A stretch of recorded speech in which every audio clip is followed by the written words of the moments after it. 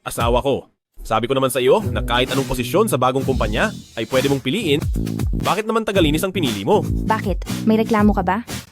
Hindi po, wala akong reklamo. Sige, papasok na ako sa trabaho.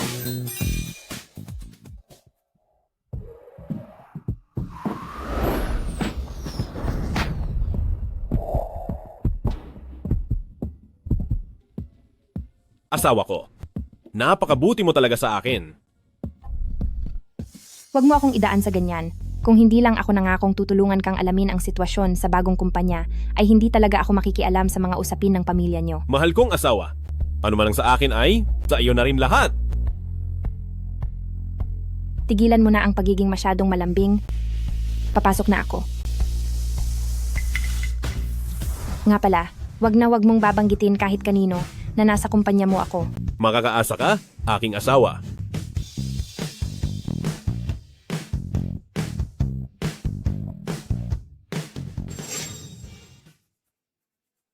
I-anunsyo sa kumpanya na ihanda ang pagsalubong sa asawa ng presidente. Opo.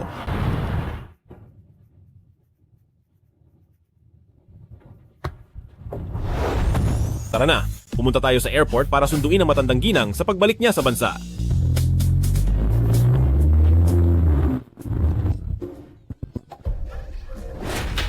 Uy, nabalitaan mo na ba?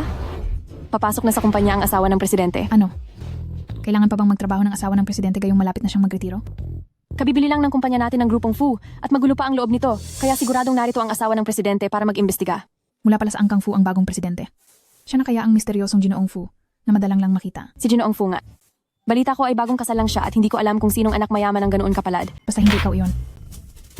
Hindi nyo ba nabalitaan ang tungkol sa malaking kasal ng grupong Fu? Oo nga. Shh! Huwag kayong maingay dahil hindi pa naman talaga kinakasal. Balita ko, dahil matagal nang nakatira sa ibang bansa itong si matandang ginang Fu, ay hindi pa niya nakikita ang bagong manugang niya. Nagkasundo kaming huwag sasabihin kahit kanino, pero bakit ibinalita ito ni Fu Yichen sa buong kumpanya? Buong umaga na akong naglilinis ng sahig. Hindi ba't baliwala lang ang pagpapanggap ko? Hali kayo, itigil niyo muna ang ginagawa niyo. Sumama kayo sa akin para salubungin ang asawa ng presidente. Bilis, bilis, bilis!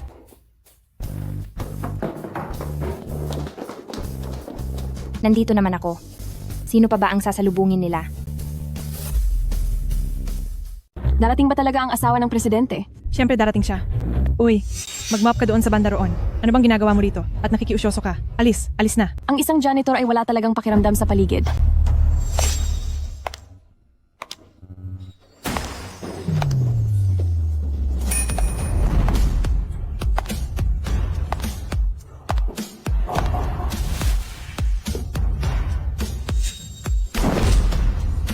Ay, kumusta po kayo? Sa wakas ay dumating din po kayo. Ako po si Xiangrong. Sila po ang mga kasamahan natin sa grupo. Ay, kumusta po kayo? Hello sa inyong lahat. Ako ang bagong specialist na si Yan Wen na. Ha? Bakit parang pamilyar siya? Madam, hindi nyo na kailangan magpakumbaba ng ganyan. Kalat na po ang balita tungkol sa pagpapakasal ni Presidente Fu. Alam naming lahat na kayo ang asawa ng presidente. Presidente Fu.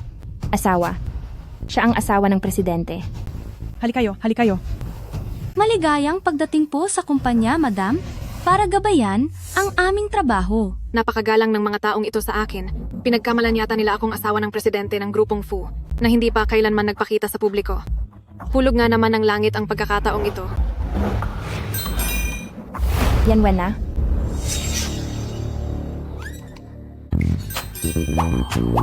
Sino ka? Ako ito, si Mo Chichi. Magkaklase tayo noong high school. Ang liit nga naman ng mundo. Dito ka na rin ba nagtatrabaho sa Feng Shuo? Aba, hindi ba ito ang ulilang napatalsik sa paaralan? Hindi tayo magkaklase.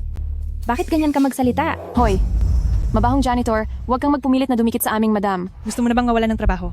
Sabi na ng madam na hindi kanya kilala. Kaya huwag kang sumasabay sa kasikatan niya. Lumayas ka na. Alis na. Madam, dahil unang araw niyo rito, ipapasyal ko kayo para maging pamilyar sa paligid. Tuloy po tayo. Sige po. Alis, alis, alis. Madam, dahan-dahan lang po. Isang huwad na asawa ng presidente, isang grupo ng mga sipsip na empleyado. Sa kumpanyang ito na puno ng kabulukan, tama lang na pumunta ako rito para mag-imbestiga. Dahil dito, ipapakita ko ang galing ko para linisin ang kalat para kay Yichen. At pati na rin ang impostor na ito.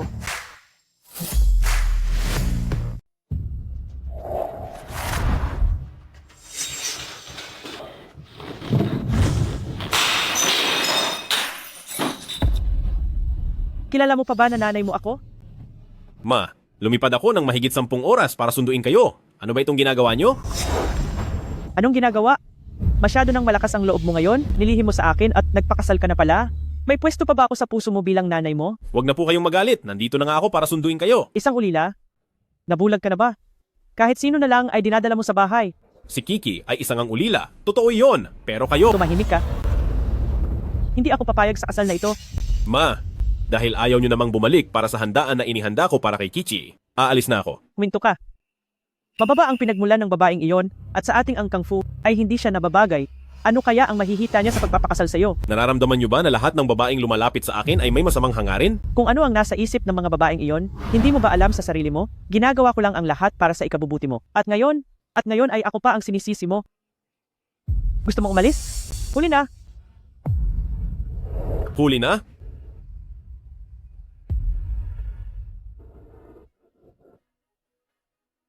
Ginamit ba ni Fuyihan ang private plane ko para umalis? Oo. Inutusan ko na siyang sabihan ang babaeng iyon na makipagdiborsyo na. Sige, Hoy, i-book mo ako sa pinakamabilis na flight pabalik. sisiguraduhin kong sisirain ko ang kasal ninyong ito.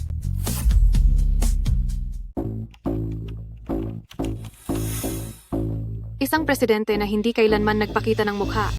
Isang bagong kasal na asawa ng presidente na hindi pa kinikilala ng biyenan. Ito na talaga ang pagkakataon na bigay sa akin ng langit. Madam, ito po ang hiniwa kong pakwan para sa inyo. Tikman niyo po kung matamis. Bibili pa po ako ng iba kung may gusto pa kayo. Madam, heto po ang kape niyo. Balita ko po. Umalis ang presidente para sunduin ang matandang madam sa ibang bansa. Siguradong aalagaan po namin kayo ng mabuti para sa kanya. Hoy, Ako ba? oo. Wala akong mapagluluraan ng buto ng pakwan. Lumapit ka rito at sahurin mo ng kamay mo. May basurahan naman doon, hindi ba? Hinto, ikaw na mabahong tagalinis. Bakit ganyan ka makipag-usap sa madam? Kung gusto mong maging alipin niya, ayoko. Ulitin mo nga ang sinabi mo. Gusto mo bang punitin ko ang bibig mo? Hoy ikaw, mangahas ka lang. Ano bang ginagawa mo? Hoy, bakit ka nananakit? Hala, anong ginagawa niyo rito? Supervisor. Supervisor, nananakit po siya. Pinagsisilbi ka ng asawa ng presidente. Dapat magpasalamat ka dahil pinansin ka niya. Humingi ka agad ng tawad sa madam. Humingi ka ng tawad. Paano kayo nakakasiguro na siya talaga ang asawa ng presidente? Sino pa ba? Maniniwala ba kaming ikaw na tagalinis ng asawa ng presidente? Ang trabaho ko ay hindi dahilan para apihin niyo ako. Kahit na ikaw pa ang totoong asawa ng presidente, wala kang karapatang mang-insulto ng ibang tao. Pare-pareho lang tayong tao. Walang sinuman ang mas nakakataas sa iba. Hindi nga natin dapat minamaliit ang mga tagalinis. Yan, Wen na. Dahil lang sa ako ang asawa ng presidente, talagang mas mataas ako kaysa sa iyo. Ikaw, Lumuhod ka. Linisin mo ito ng maayos. sobrang walang katuwiran. Hoy, may gana ka pang sumagot sa madam? Linisin mo na to agad. Sino ba namang hindi nakakaalam na mahal ng CEO ang madam? Para sa formal na pagpapakilala sa madam sa susunod na linggo. Hindi lang siya mismo ang pumunta sa ibang bansa para sunduin ang matandang madam, kundi binili pa niya ang Kyoto Tower para ihanda ang piging. Nagagawa mong suwayin ng madam. Ayaw mo na yata manatili dito sa Kyoto, hindi ba? Talaga? Ganoon pala kamahal ng CEO ang madam. Nakakainggit naman talaga. Kung ganoon, madam, isama mo kaming lahat. Sa piging para naman makakita kami ng marangyang buhay. Ikaw na peke, titingnan ko lang kung may lakas ka ng loob na pumayag. Sa piging ng madam, hindi ba't ang mga mayayaman at sikat lang ang nandoon? Hindi tayo nararapat pumunta sa ganoong lugar. Sa piging na ito, ang matagal nang naninirahan sa ibang bansa na si pangalawang batang Amo Fu ay darating din. Kapag nagustuhan ka niya, aangat din ang ating katayuan na parang isang prinsesa. Wala kang pakialam sa mga ginagawa ng madam. Madam, kung magsasama ka ng ilang tao sa piging, siguradong papayag ang CEO. Mahal na mahal ng CEO ang madam. Kung magsasama ng ilang tao sa piging na ito, ay wala namang problema siguro, di ba? Tama ba? Oo nga, madam. Napakaliit na bagay lang nito. Siguradong magagawa iyan ng madam.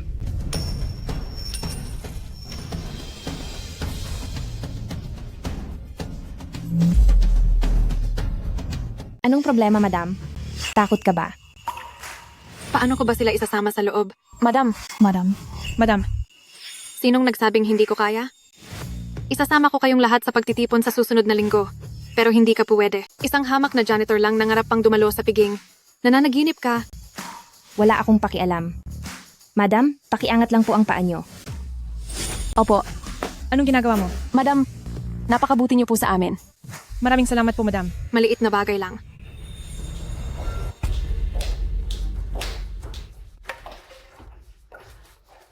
Nasaan na ang gamit? Nana, Nasaan na ang gamit? para saan ba ang imbitasyong iyan? Ang dami mong sinasabi. Huwag mong sabihing hindi mo nakuha.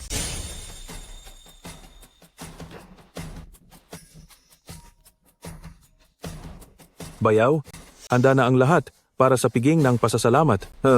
Pupunta na muna ako roon para tingnan ang lahat.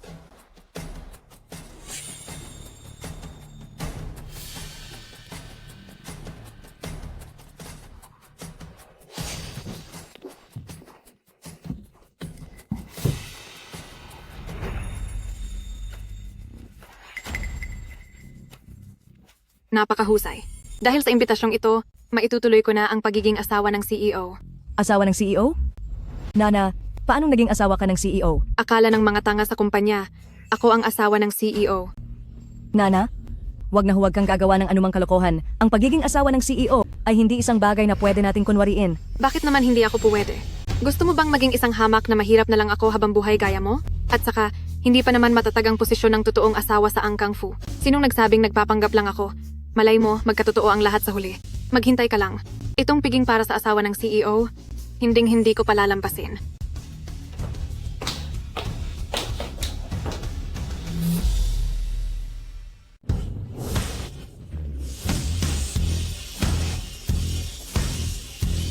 Ma, narito na ako sa loob ng bansa.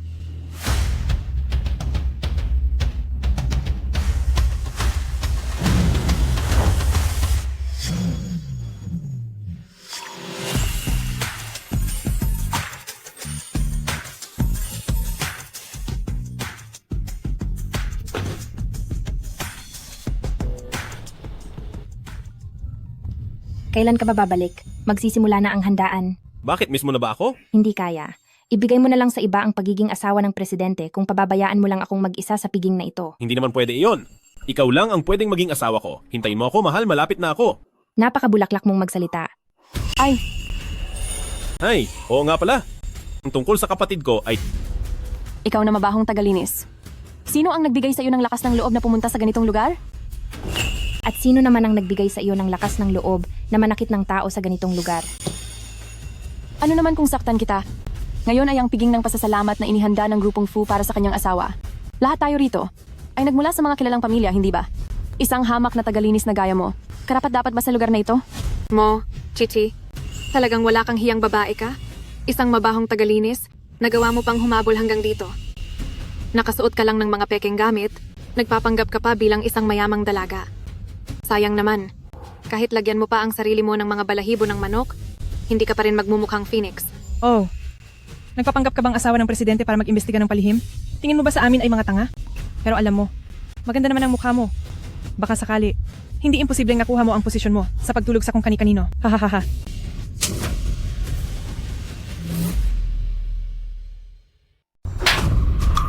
Manager, ayos ka lang ba? Mokichi, napakalakas ng loob mo. Bakit? Gusto mo rin bang masaktan? Kapag may nakakilala sa atin, ay magkakaproblema. Hayaan mo na, pumasok na tayo. Total wala naman siyang imbitasyon, hindi rin siya makakapasok. Madam, Kenru, pinapatinginan na tayo ng mga tao. Bakit? Lugar ito ng grupong Fu. Ang madam natin ang pinakamakapangyarihan dito. Ano bang tinitingin-tingin nila? Pumasok na muna tayo. Bruha, humanda ka sa akin.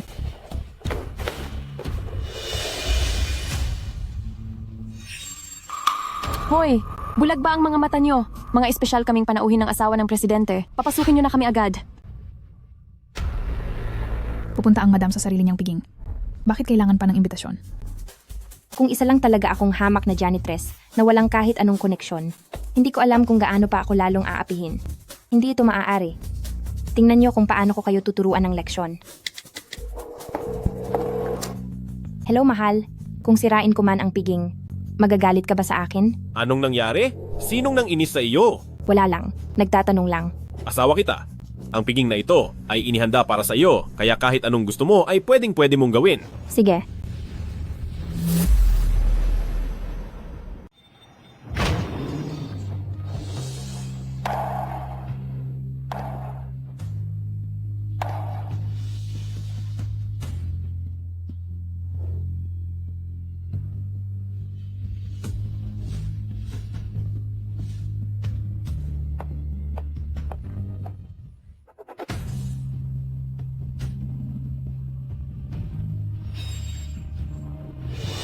Sino siya? Hindi ko alam.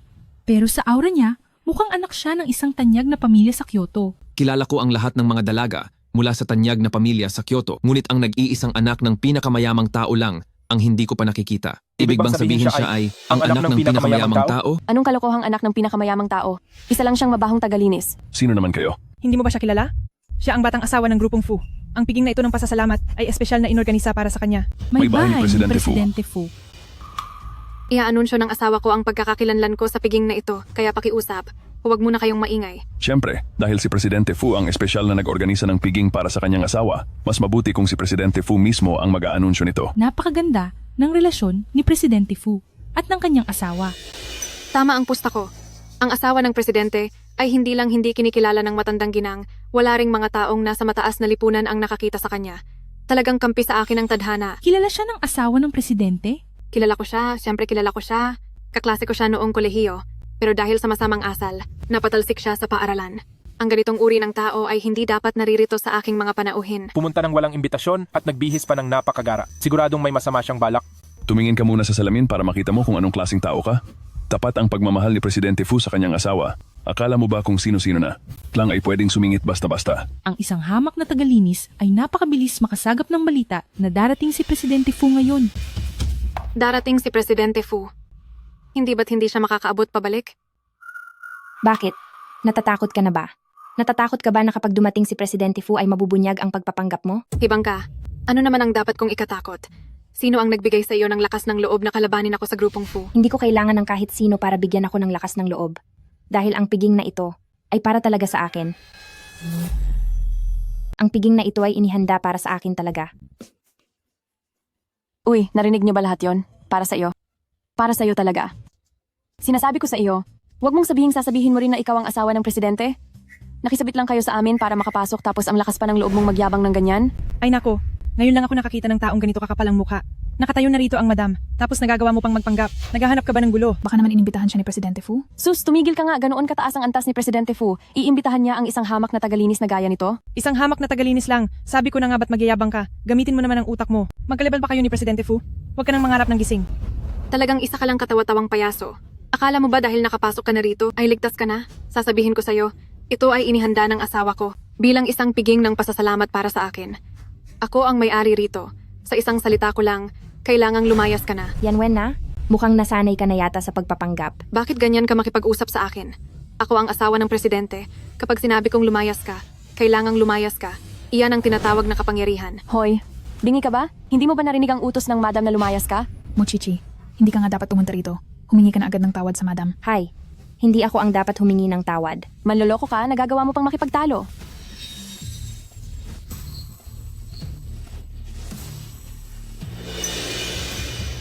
Bakit ka pa umiinom? Hindi mo ba narinig ang utos ng madam? Ngayon ang piging ng pasasalamat ng grupong Fu, nagtipon dito ang lahat ng mga kilalang tao. At mayroon talagang naglakas loob na pumasok dito ng may masamang balak, gwardya. Dakpin niyo na ang manlolokong ito at palayasin agad.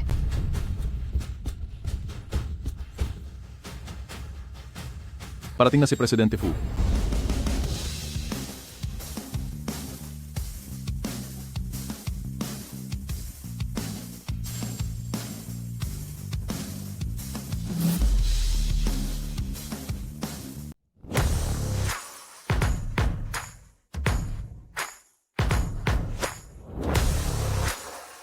Ay, hindi ito si Yi-chan.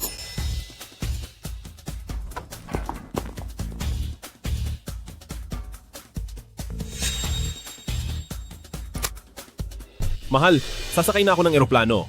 Ay, yung pasaway na si Fu Yihan. Pumunta ba siya riyan para hanapin ka? Fu Yihan.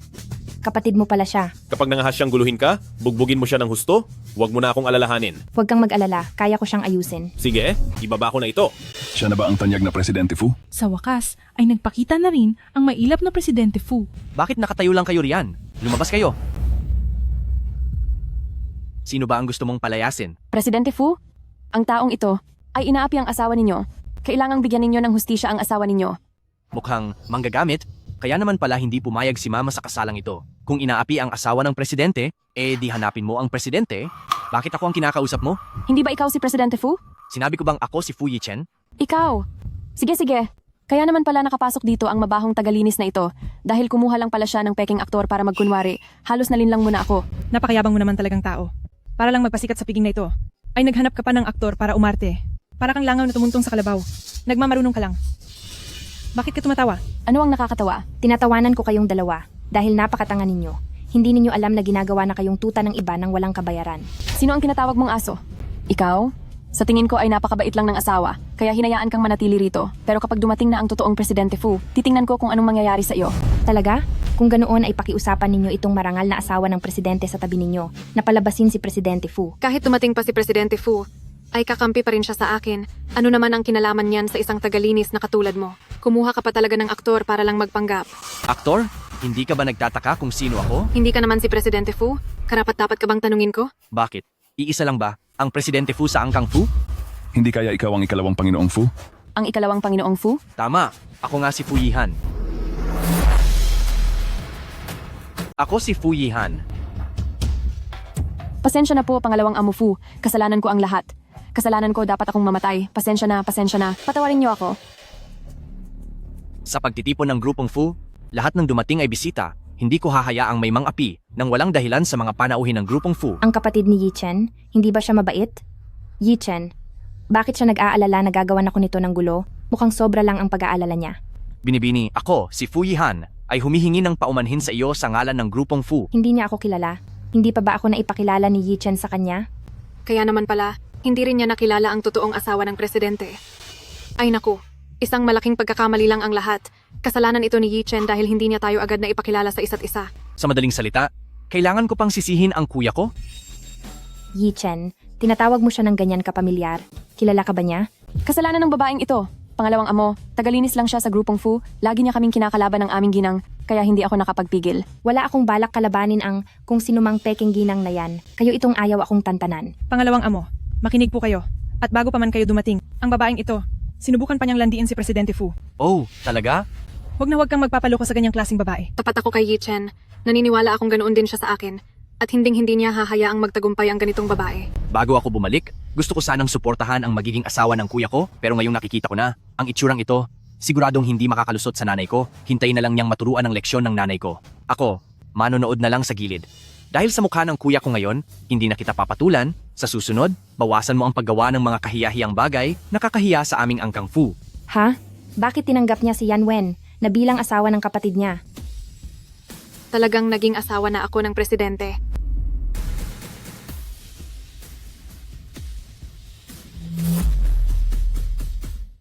Bilang asawa ng presidente, syempre, hindi ko papatulan ng isang dukhang tulad nito. Hindi ka na ba masaya niyan? Hinding-hindi kita hahayaang makalusot ng ganoon lang. Pero dahil piging ko ito ng pasasalamat ngayong araw, maaari ka ring dumalo kung gusto mo. Pero wala ka bang dalang kahit ano? Parang minamaliit mo naman yata ang Angkang Fu? Wala talagang modo. Ano naman kayang regalo ang maibibigay ng isang dukhang tulad niya? Sinong nagsabing wala akong inihandang regalo? Siyempre, kailangang may regalo ako sa unang pagkikita namin ng biyanan ko. Pero kapag inilabas ko na itong regalo ko, itong brotse mo, baka hindi mo na magustuhang isuot pa. O talaga, bakit hindi mo ilabas ang regalo para makita naming lahat? Ano bang magandang bagay ang maibibigay ng isang janitor? Ilabas niyo na rito ang regalo ko. Tama ba ang nakikita ko? Ang regalong ibinigay niya, bakit kamukhang kamukha ng suot ng ginang? Ang mga pasadyang alahas, dapat ay tanging isa lang sa mundo. Dahil pareho ang dalawang broaching ito, natural na may isang tunay at isang peke. Sino kaya ang may peking suot? Kailangan pa bang itanong iyan? Sigurado, nasa maliit na janitor na ito ang peke. Itong brotse ko ay simbolo ng pagmamahalan na ibinigay sa akin ni Yi Chen. Ang pagsasabing peke ito ay isang pagpahiya sa Angkang Fu. Ang mamahaling gamit na ito ay personal na ginawa ni Master Xia Chan. Kapag sinabi mong peke ito, ay para mo na ring hinarap sa kahihiyan si Master Xia Chan. Ano? Ginawa mismo ni Master Xia Chan? Napakabihirang kayamanan yan na hindi mabibili ng anumang halaga. Maraming taon nang nagretiro sa publiko si Master Xia Chan. Huling nakita ang kanyang gawa sa ika-100 araw na piging ng anak ng pinakamayamang tao. Uy, tingnan nyo. May nakaukit na pakpak ng kuliglig sa likod ng bawat gawa ni Master Xia Chan. Ang bawat guhit sa pakpak ay tanging isa lang at napakahirap gayahin. Hindi ko alam kung itong regalo ko ay nagustuhan ba ng ginang. Itigil mo na yan. Ano ba ang katayuan mo sa buhay? At ano naman ang katayuan ni Master Xia Chan? Gagawa ba siya ng personal para lang ibigay sa iyo? Mag-isip ka naman bago ka magyabang. Akala mo ba lahat ng nandito ay mga tanga? Hindi dahil hindi mo ito makuha ay hindi ko na rin makuha. Kahit hindi lang isang brotse kundi lahat pa ng gawa ni Master Xia-chan ay ibibigay niya sa akin. Ako kaya ang pinakapaboritong bunsong alagad ni Master Xia-chan. Ang pagkuha ng isang brotse ay napakadali lang para sa akin. Ang peke ay peke pa rin. Yan Wen na, anong ginagawa mo? Yan Wen na, anong ginagawa mo? Diyos ko, nagkasama-sama ulit ang mga perlas na ito. May nakatago pa palang ganda ang brooch na ito. Kahit na hindi ito ang obra ni Master Xia-chan, isa pa rin itong mahalagang kayamanan. Nasira lang ng ganoon? Sayang na sayang talaga. Mga mumurahing trick lang iyan. Hindi naman talaga perlas ang mga butil na ito, kundi mga magnet lang. Hindi naman bulag ang lahat ng naririto. Hindi nyo ba kayang makita ang pagkakaiba ng totoo sa peke? Inisip mo siguro na dahil wala akong estado o koneksyon. Kaya iisipin ng lahat na sa iyo ang totoo at sa akin ang pek. Kaya sinira mo ang brooch ko, hindi ba? Napakatalas talaga ng dila mo. Itigil mo ang pagbaluktot sa katotohanan. Dapat talagang makita ng ikalawang amo ang tunay mong kulay ngayon. Hamak na janitor ka lang. Talagang hindi ka pa rin susuko hanggat hindi ka napapahiya. Ngayon, ipapakita ko sa lahat kung ano talaga ang nasa loob ng mga butil na ito. Ito ay...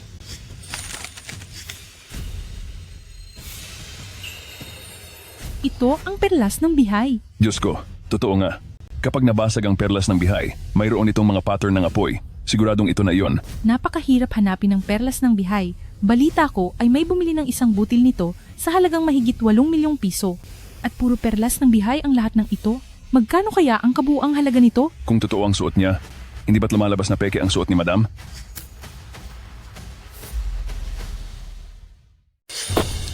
Anong Blue Sea Pearl? Peking gamit lang ito na galing sa pakyawan sa Yiwu. Huwag kayong magpabudol sa kanya. Sinira mo talaga ang regalong ibibigay ko sana sa biyanan ko. Pinili ko ito kasama si Yi-chen dahil alam kong paborito ito ni nanay. Tama na, tumigil ka na habang maaga pa. Dapat ako ang nagsasabi niyan sa iyo. Dahil itinuturing kitang dating kaklase. Ay lagi kitang pinagbibigyan. Pero hindi ko akalain na hindi ka talaga titigil. Maaari ko pa siyang bigyan ng isa pang pagkakataon dahil sinabi mo na isang salita mo lang para makakuha ng gawa ni Master Xia-chan ay pakuha ka pa ng isa rito ngayon din. Tama. Maglabas ka pa ng isa kung talagang kaya mo. Wala akong kailangang patunayan sa inyo. Sa tingin ko ay takot ka lang. Madam, sinisira ng mabahong janitrang ito ang okasyon nyo. Sa tingin ko ay dapat baliin ang mga binti niya at itapon siya sa labas. Hemp, sa tingin mo ba makakakuha ng totoong gamit ang isang janitra? Tingnan natin kung paano ka makakalusot ngayon. Dahil ayaw nyo talagang maniwala hanggat hindi nyo nakikita, ay pagbibigyan ko kayo. Magpadala ng isang mamahaling brooch sa Fu Family Appreciation Banquet sa loob ng 1 minuto. Mamahaling brooch pa talaga? Sino ka ba sa akala mo? Estudyante ka ba ni Master Xia-chan? Huy, Kianru.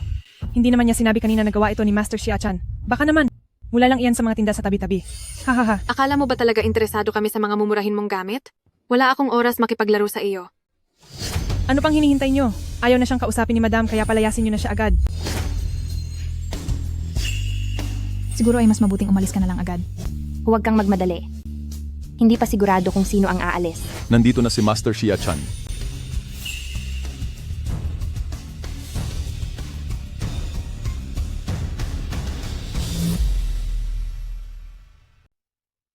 Diyos ko, ang huling beses na nakita ko si Master Xia-chan ay noong ika-100 araw na handaan ng anak ng pinakamayamang tao. Hindi ko akalaing makikita ko pa ulit si Master Xia-chan sa buhay na ito. Si Master Xia-chan ba talaga ito? Ang maliit na cleaner na ito, posible bang isa siyang malaking tao para personal na dalhan ng regalo ni Master Xia-chan? Kung nagawa niyang maimbitahan si Master Xia-chan, hindi ba't ibig sabihin niyon ay peke talaga ang brooch ng ginang?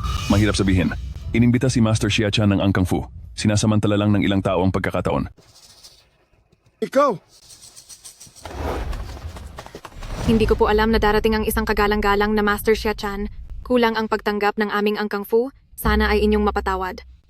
Ginang, hindi pa sigurado kung totoo siya o hindi. Bakit niyo siya binibigyan ng ganitong respeto? Manahimik ka. Halos lahat ng narito ay mas may alam kaysa sa iyo.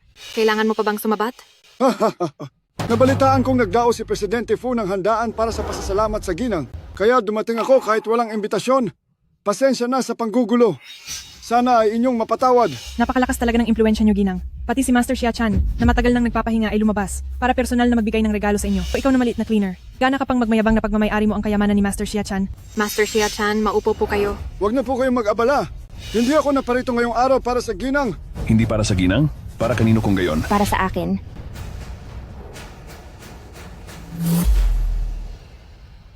Para sa iyo, hahaha. Ayos ka lang ba? Hindi pumunta si Master Xia-chan para magbigay ng regalo sa piging ng pasasalamat para kay Madam. Talaga bang para lang siya sa maliit na tagalinis na ito? Huwag ninyong kalimutan na malapit si Master Xia-chan sa grupong Fu. Siguro ngayong araw ay talagang si Presidente Fu ang gustong magbigay ng sorpresa para sa ating madam. Kaya hindi niya pinaamin si Master Xia-chan, di ba? Tama. Alam ni Presidente Fu na gusto ni Madam ang mga obra ni Master Xia-chan, kaya inimbita niya si Master Xia-chan para magbigay ng regalo para mapasaya si Madam. Master, hindi mo na kailangang itago pa. Nahulaan na ang lahat ni Madam. Dahil sa kabutihan ito ni Yi-chen, hindi ko na rin ito ibubunyag. Master Xia-chan, hindi mo na kailangang mag-adjust para sa akin, maging komportable ka lang. Hahaha. Ang galing ninyong magsalita para lang magmukhang kayo ang laging tama. Hindi kayo kilala ni Master Xia-chan, pero sasabihin ninyo na sorpresa ito ni Fu Yi-chen para kay Madam. Pero huwag ninyong kalimutan na kanina lang ay pinapakuha ninyo ako ng isa pang obra ni Master Xia-chan. At doon lang siya dumating. At ano naman? Ang ibig mo bang sabihin ay ikaw ang nag-imbita kay Master Xia-chan? Ano ka ba talaga? Tingin mo ba kaya mong mapapunta rito si Master Xia-chan? Ako ang estudyante ni Master Xia-chan. Ha. Pinapatawa mo talaga ako. Nagagawa mo pang magpanggap na estudyante niya sa mismong harapan ni Master Xia-chan. Bakit? Hindi mo ba alam kung ano ang pakiramdam na mapahiya sa harap ng maraming tao? Ha. Sampal sa mukha. Master Xia-chan, may taong nagpapanggap na estudyante niyo rito at nanloloko sa labas. Sinisira niya ang inyong reputasyon, kaya dapat niyo siyang parusahan ng malupit. Tama. Nakita ng lahat ng tao rito. Nabuko siya ng ginang na nagbigay ng peking regalo at nagawa pa niyang sabihing magbibigay siya ng isa pang obra na gawa niyo mismo. Mabahong janitera. Kung totoong estudyante ka nga ni Master Xia-chan, luluhod ako at uumpog ng ulo ng 3 beses sabay tawag sa iyo na master mo. Ha. Isang mabahong janitera, hindi siya talaga ang aking panauhin. Master Xia-chan, hindi niyo kailangang piliting kilalanin siya alang-alang sa akin. Ang lakas talaga ng loob ng janiterang ito. Ang reputasyon ang pinakamahalaga para kay Master Xia-chan. Naglakas loob pa siyang magpanggap na estudyante ni Master Xia-chan. Naghahanap talaga siya ng ikapapahamak niya. Ilang beses na siyang pinatawad ng asawa ng presidente pero pilit pa rin siyang nakikipagtalo sa harap ng ginang. Ngayong narito na talaga si Master Xia-chan. Nagmamatigas pa rin siya kahit mapanganib na ang ginagawa niya. Madam, isa lang siyang ordinaryong tao na walang malay sa mundo. Naging sobra lang ang pagyayabang niya. Baka naman pwedeng pakiusapan niyo si Master Xia-chan. Napatawarin na siya. Ipinagtatanggol mo pa siya? Kapag nagsalita ka pa ng isa, lalayas kayo rito kasama ang mababang uring taong ito. Master Xia, paano niyo siya gustong parusahan? Kaming mga nasa angkang Fu ay susunod sa anumang utos niyo. Maraming salamat sa inyo, Madam.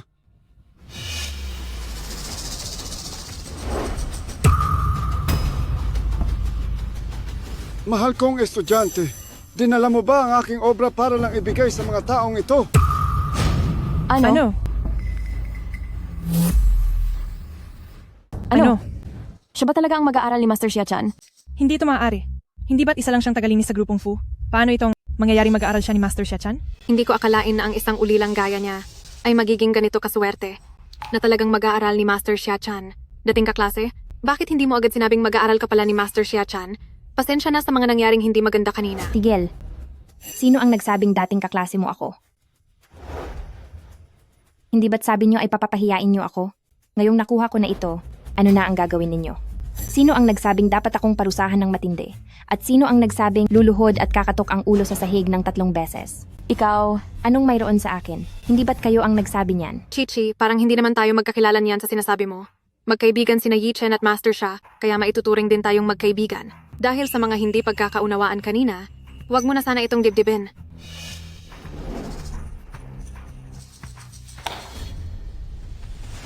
Napakakwela nyo naman, Ginang. Ipinakita ko lang ito sa inyo, pero hindi ko sinabing ibibigay ko ito. Mo, Chichi, nagpakumbaba na ako. Ano pa ba ang gusto mo? Gusto kong humingi kayo ng paumanhin sa akin. Bakit naman ako hihingi ng tawad sa iyo? Si Maestro Xia-chan lang ang iginagalang dito. Binibigyan ka na ng pagkakataon ng aming madam para hindi mapahiya. At isa pa, ikaw ang naunang nanggulo rito sa salo-salo ng grupong at ngayon ay sisisihin mo pa ang may-ari? Tama yan. Kung nalinaw mo lang sana sa simula, ay hindi mangyayari ang gulong ito. Nakaabala patuloy kay Maestro Xia-chan na pumunta rito ng personal. Ayon sa inyo ay nilait ninyo ako. Pero ako pa rin ba ang may kasalanan? Maestro, may tumatawag po sa inyo. Ano? Pabalik na ako agad. Anak, naimatay ang iyong madam. Kailangan ko nang bumalik agad doon. Maestro, unahin niyo po ang kalagayan ni Madam. Sinasabi ko sa inyo, bagaman matagal na akong nagretiro, ay rerespetuhin pa rin si Xia-chan ng mga kilalang pamilya. Hindi ko hahayaang apihin niyo ang aking disipulo. Hindi ba si Maestro Xia-chan ay nanumpang hinding-hindi mag-aasawa? Oo nga. Hindi ba ang tanyag na obra ni Maestro Xia-chan ay para sa alaala ng kaniyang pumanaw na kasintahan? Teka, sigurado ka bang tama ang nakita mo? Siya ba talaga si Maestro Shachan? Mahigit 20 taon na ang nakalipas, kaya hindi ko na rin masyadong maalala. Sinasabi ko na nga ba, paano namang makikilala ng isang hampas lupang tulad mo si Maestro Shachan? Niloloko mo na naman kami. Ang lakas ng loob mong lokohin kami. Ikaw na mabahong tagalinis.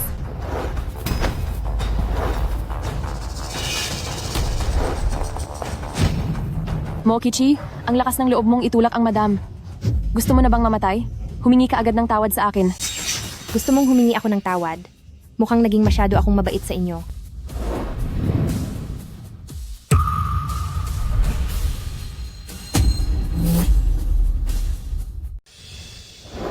Bitawan mo ang kamay ko. Madam, okay lang po ba kayo? Pasensya na po, madam. Mabahong tagalinis. Ang lakas ng loob mong saktan ako. Huwag mong isipin na dahil may sumusuporta sa iyong ikalawang Young Master Fu, ay pwede ka nang gumawa ng kahit ano sa Angkang Fu. Sinasabi ko sa'yo, ako ang tunay na donya ng Angkang Fu. Tama po ang sinabi niyo, madam. Dapat lang naturuan ng leksyon ang maliit na tagalinis na ito. Para mapanatili ang dangal ng Angkang Fu. Madam, dahil naglakas loob siyang saktan kayo, dapat lang nabaliin ang mga kamay niya. Tama ka. Tao, igapos niyo ang hayop na ito. Baliin ang kanyang mga kamay at paa at itapon siya sa squatter. Bilis.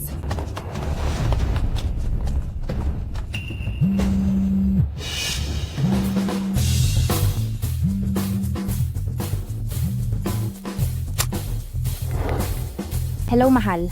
Nandito na ako. Nabalitaan ko kay Master Xia-chan na may nang-aapi raw sa iyo sa handaan. Oo, totoo iyon. Sige, naiintindihan ko. Hi. Presidente Fu. Ang kapal ng mukha mo. Ginalit mo na ang madam, tapos nagagawa mo pang tumawag dito. Bakit? Naghahanap ka ba ng tutulong sa'yo? Oo, tama ka.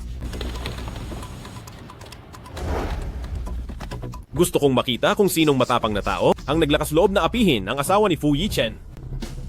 Mahiya ka naman sa sarili mo. Masyado lang talagang mabait ang madam kaya hinahayaan ng isang katulad mong magmagaling dito. Huwag mong isipin na dahil may sumusuporta sa iyong ikalawang Young Master Fu, ay kaya mo nang labanan ang madam. Ang Presidente Fu pa rin ang masusunod dito sa Angkang Fu. Talaga ba? Hindi ka talaga natututo. Alis! Bakit mo kinakampihan ng isang estranghero? Ako ang hipag mo. Sinabi ko na bisita rin siya rito sa Angkang Fu. Kailangan mo ba talaga siyang pag-initan? Ginalit niya ako at kinakampihan mo pa rin siya. Kaya huwag mo akong sisihin kung ano ang gagawin ko. Anong gusto mong gawin?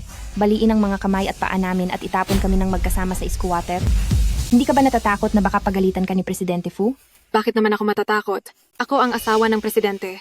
Habang ikaw ay isang hamak na babae lang na walang kahit anong titulo. Wala ba akong karapatang palayasin ka? Tao, palayasin niyo siya. Narito na ang Presidente Fu.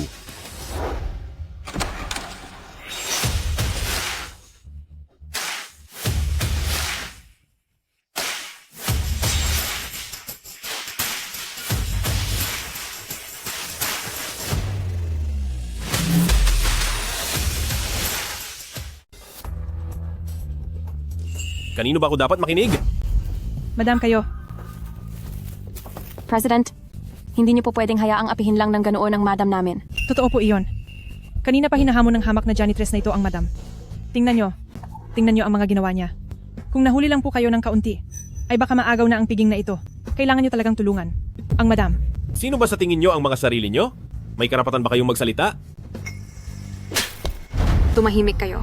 Hindi niyo ba narinig ang sinabi ng president? Lumayas kayo sa harap ko. Madam kayo. Layas na. Parang hindi ko na maintindihan ang nangyayari. Ngayong bumalik na ang president, hindi ba dapat ay ipagtanggol niya ang madam? Bakit niya pinalayas ang mga tauhan ng madam? Mukhang itong asawa ng president ay takot na takot. Interesante ito. Yichen, bumalik ka pala? Bakit hindi mo man lang sinabi sa akin? Sino? Ka ba? Hindi ba siya ang asawa ng presidente? Hindi ba kilala ni Presidente Fu ang sarili niyang asawa? Oo nga, parang medyo hindi ko na rin maintindihan. Dahil peke lang siya. Ang asawa ng presidente, hindi asawa ng presidente. Kung ganoon, sino siya? Yichen, ang daming tao rito. Kahit anong sasabihin mo, pag-usapan na lang natin ng maayos pag-uwi natin. Medyo nalilito na ako. Sino ba talaga ang hipag ko? Ang asawa ni Fu Yichen ay isa at iisa lang. At iyon ay ang nasa tabi ko, na si Mokichi. Si binibining mo pala talaga ang asawa ni Presidente Fu. Kaya pala, sa simula pa lang, ay napansin ko ng kakaiba ang aura ni binibining mo.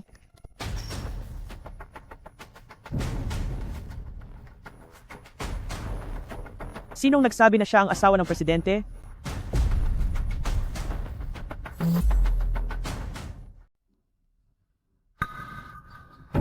Isang ulila. Nais mo ring mapabilang sa Angkang Fu? Isang malaking kahangalan. Ma, Huwag mo akong tawaging ina. Ang Angkang Fu ay isang tanyag na pamilya, ang dapat na mapangasawa ay isang dalaga mula sa mataas na lipunan. Ang pagpapakasal mo sa kanya ay nagbibigay lang ng kahihiyan sa ating Angkang Fu. Tita, bagamat hindi ako galing sa tanyag na pamilya, ngunit kailanman ay hindi ako umasa kay Yichen. May trabaho ako, kaya kong buhayin ang sarili ko. Paano ako naging kahihiyan sa Angkang Fu? Napakatalas talaga ng iyong dila. Sinasabi ko sa iyo, hindi ko kinikilala ang kasal ninyo.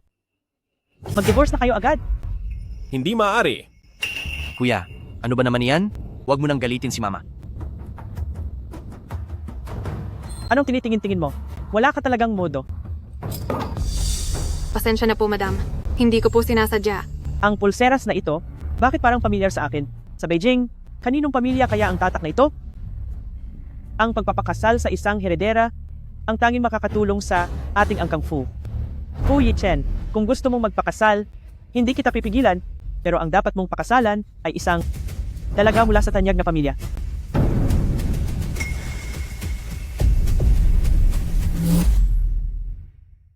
Ma, nababaliw ka na ba? Hindi ako nababaliw. Ginagawa ko lang ito para sa ikabubuti mo. Siya ay isang aristokratang binibini? Inisip ng matandang ginang na galing ako sa aristokratang pamilya ng Kyoto. Madam,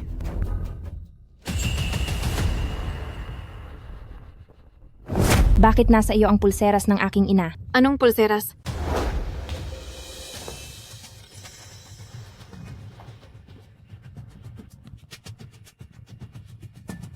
Kaninong pulseras? Mukhang maganda naman ito. Kaya akin na ito ngayon.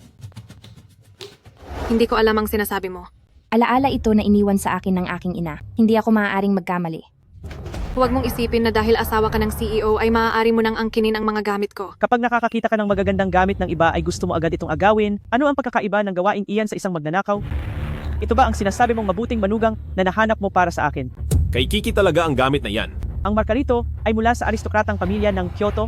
Kung siya nga ang anak ng aristokratang pamilya ng Kyoto, bakit siya napunta sa ampunan? Mukhang itong pulseras pala ang nagbigay sa akin ng swerte. Aristokratang pamilya ng Kyoto, ang katayuang ito, ay di hamak na mas marangal kaysa sa pagiging asawa ng CEO. Kapag nalaman ko na kung sinong pamilya ito, pupunta ako sa Kyoto para kilalanin nila ako bilang pamilya. Sinasabi mong sayo ito, pero mayroon ka bang anumang ebidensya? Medyo maluwag na ang lock ng pulseras na ito. Noong araw, tinalian ito ng aking ina ng pulang sinulid. Naubusan siya ng manipis na sinulid, kaya gumamit siya ng isang piraso ng makapal na sinulid. Totoo nga ang sinabi niya. Mayroon nga itong pulang sinulid. Nagawa pa niyang magpanggap bilang asawa ng CEO. Ninakaw lang kaya niya ang pulseras na ito? Sinasabi mo lang na sa iyo iyan dahil gusto mo. Mayroon ka bang testamento o anumang ebidensya? Ang nanay ko mismo ang nagsuot nito sa kamay ko bago siya pumanaw. Paano naman magkakaroon ng testamento? Hindi mo mailabas, di ba? Siyempre, hindi mo mailabas dahil ito ay sa akin talaga mula sa simula. Isa siyang sinungaling. Tingnan nyo. Anong klaseng gulo ito? Nakakita lang ng magandang gamit ng iba, inaangkin na agad. Ngayon lang ako nakakita ng ganitong klaseng taong napakakapal ng mukha. Nagawa mo pa siyang pakasalan at dalhin dito sa bahay. Yan Wen na, paano mo nagagawang magsinungaling sa harap ng maraming tao? Hindi ka ba natatakot na ilantad ko ang mga kasinungalingan mo? Takot ako. Siyempre takot ako. Pero, mayroon ka bang mailalabas na ebidensya? Nag-iiskandalo ka lang dito. Chiki, maraming pulseras na magkakamukha. Baka nagkamali ka lang ng tingin? Hindi siya nagkakamali. Gusto niya lang talagang agawin ang gamit ko at gagamitin ang impluensya ng Angkang Fu para hindi ako makapagsalita. Ang galing mo talagang magkalkula para sa sarili mo. Sa akin talaga ang bagay na ito. Ibalik mo sa akin. Tumahimik kayong lahat. Manahimik ka nga, hindi ka pa ba sapat na napahiya? Mochichi, napakasakim mo talaga. Hindi mo lang inagaw si Yichen. Gusto mo ring agawin ang pagkakakilanlan ko bilang panganay na anak ng angkan ng Kyoto. Huwag mong isiping dahil naging asawa ka ng presidente ay maaari ka nang gumawa ng kahit anong gusto mo. Huwag kang masyadong lumabis. Sumasagot ka pa? Kung maglalakas loob ka pang sumagot, maniwala ka man o sa hindi, babaliin ko ito.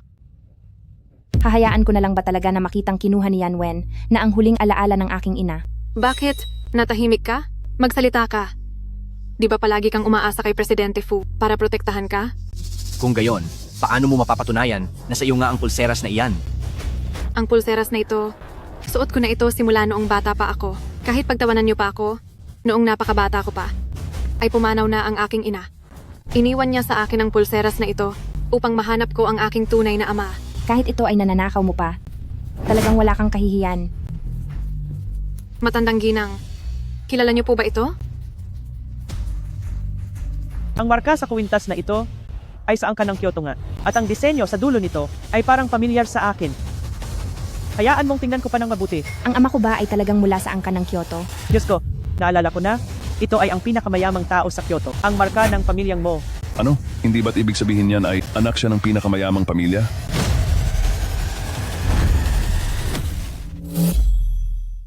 Ay, naalala ko na wala ang anak ng pamilya mo pagkatapos ng handaan ng ika-100 araw at hanggang ngayon ay hindi pa rin nahahanap. Bilisan mo, kontakin mo ang pinakamayamang tao na si Mo.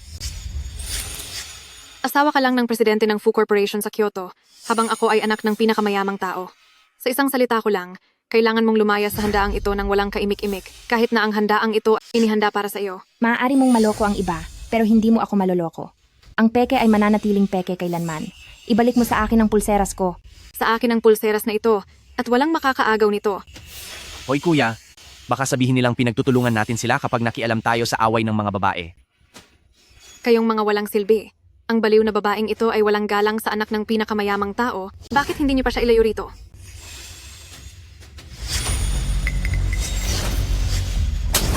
Ito ay alaala ng yumaong ina ko. Hinding-hindi mo ito makukuha. Mochichi, ikaw na walang hiyang babae. Balak mo bang agawin ang gamit ko?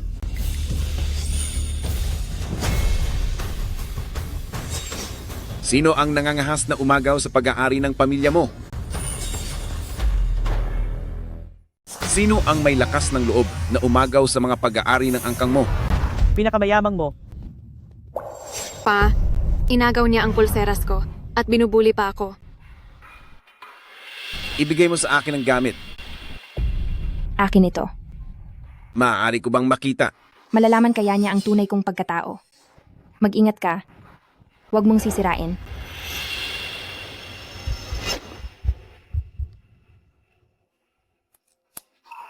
Nahanap ko na. Sa wakas ay nahanap na kita. Paano mo nakuha ang pulseras na ito? Napansin ko na ang pulseras na ito ay suot ng iyong anak. Tama, Pa. Ako ang tunay mong anak. Ang pulseras na ito ay iniwan sa akin ng aking ina. Hirap na hirap akong hanapin ka. Sinasabi ko na nga ba, tanging ang anak ng isang tanyag na pamilya mula Kyoto ang nababagay sa aming angkang Fu. Kung ako sa'yo, lalayas na ako agad. Hindi ako ang dapat lumayas, kundi siya. Pa, palagi kang hinahanap-hanap ni ina. Nais niya akong isama para hanapin ka, ngunit nagkasakit siya. Bago siya pumanaw, iniwan niya sa akin ang pulseras na ito upang hanapin ka. Ngunit ang babaeng ito, nais niyang agawin ang aking pulseras at nagpanggap pa sa aking pagkatao. Hulihin mo siya agad. Ang pulseras na ito. Paano ito napunta sa mga kamay mo?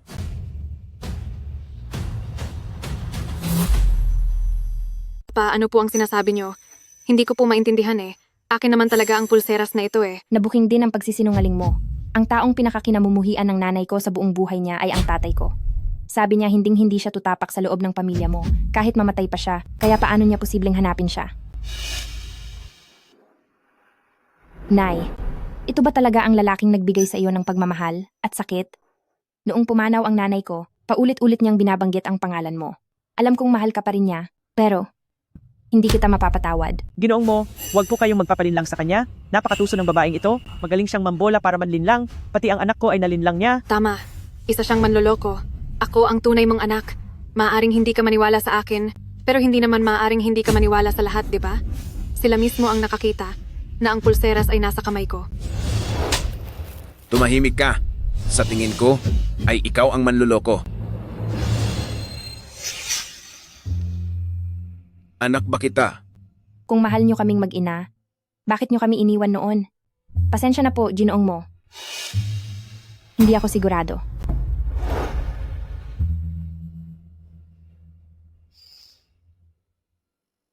Masyado lang akong nagmamadali.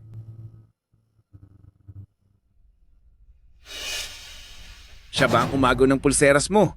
Opo, hindi lang niya inagaw ang pulseras ng nanay ko, kundi gusto rin niya akong palayasin sa handaan ng grupong Fu. Ang lakas ng loob mo. Kayo mga taga-grupong Fu ay talagang napakamapangahas nyo. Pinakamayamang mo, ito ay piging ng pasasalamat ng grupong Fu. Kailangan mo naman kaming bigyan ng kahit kaunting respeto. Bakit? Bawal na ba akong magsalita? Huwag ninyong subukang apihin ang anak ko, kayong mga taga-angkang Fu. Tito mo, nagkakamali po kayo? Walang umaapi kay Kiki. Nagkakamali? Mula nang pumasok ako sa pintong ito, palagi nang kinakampihan ni Ginang Tang ang babaeng ito. Inaapi ang anak ko. Sa tingin nyo ba ay hindi ko nakikita o hindi ko naririnig? Akala ko pa naman ay ulila siya. Hindi ko akalain na anak pala siya ng pinakamayamang tao. Napakapagmataas naman ng biyanan kong ito. Hindi ko akalaing ang anak ko ay ganito lang pala inaapi araw-araw. Batang taga-angkang Fu. Dahil naging masama kayo, huwag nyo akong sisihin kung maging malupit ako. Ang piging na ito ng pasasalamat ay hindi na matutuloy. Mga tauhan, sirain ang lugar na ito. Ay. Ay. Huwag.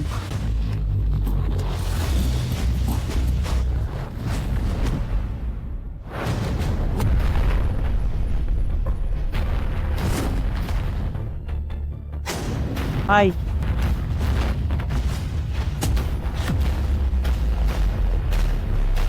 Hindi ko akalain na kayong mga taga-angkang Fu ay ganito kawalang katuwiran at may gana pa kayong tawaging marangal na pamilya. Anak, sumama ka sa akin. Sandali lang. Ano ang nangyari? At basta mo na lang siyang kinuha. Isinasama ko lang ang anak ko. May problema ka ba roon? Asawa ko siya. Hindi ba siya ang asawa ng presidente ng grupong Fu? Mukhang nagkamali lang ng pagkakilala ang pinakamayamang tao na si Mo. Si Kiki. Siya ang asawa ng presidente at anak din ng pinakamayamang tao. Ang kapal talaga ng mukha ng impostorang ito. Pagkatapos niyang magyabang at murahin ang totoong asawa ng presidente, gusto pa niyang magpanggap na anak ng pinakamayamang tao. Totoo yan, di ba? Ito ang grupong Fu. Isang handaan ng pasasalamat na ginawa para talaga sa asawa ng presidente. Sinong mag-aakala na may maglalakas loob na magpanggap bilang asawa ng presidente? Ngayon lang ako nakakita ng ganito. Ninakaw niya ang pulseras ng asawa ng presidente at inagaw ang posisyon ng anak ng pinakamayamang tao. Ang ganitong klaseng walang hiyang tao ay muntik pang maloko si matandang Ginang Tang kanina. Hindi, wala akong ginawa. Kayo ang nagsabi ng lahat ng iyon. Kailanman ay hindi ko sinabi kung sino ako. Mga tauhan, ilabas niyo ang nagpapanggap na asawa ng presidente na ito. Hindi, huwag. Huwag niyo akong hulihin. Huwag niyo akong hulihin. May alam akong sikreto niya, hindi niyo ba gustong malaman? Lakas pa ng loob mong magsinungaling. Ilayo siya. Sandali lang. Wala akong itinatago. Sabihin mo na rito. Gusto kong makita kung anong bago ang maiimbento mo. May relasyon sila ni Master Xia-chan. Yi-chan, ipinagtatanggol lang kita. Yun lang? Oo, sinadya niya akong idiin. Alam ko ang lihim niya, takot siyang sabihin ko sa iyo. Kaya sinadya niya akong saktan. Si Master Xia-chan ang master ni Kichi. Tumahimik ka na sa tuwing naririnig kong tinatawag mo si Yi-chan. Gusto kitang saktan. Sinasaktan niya ako.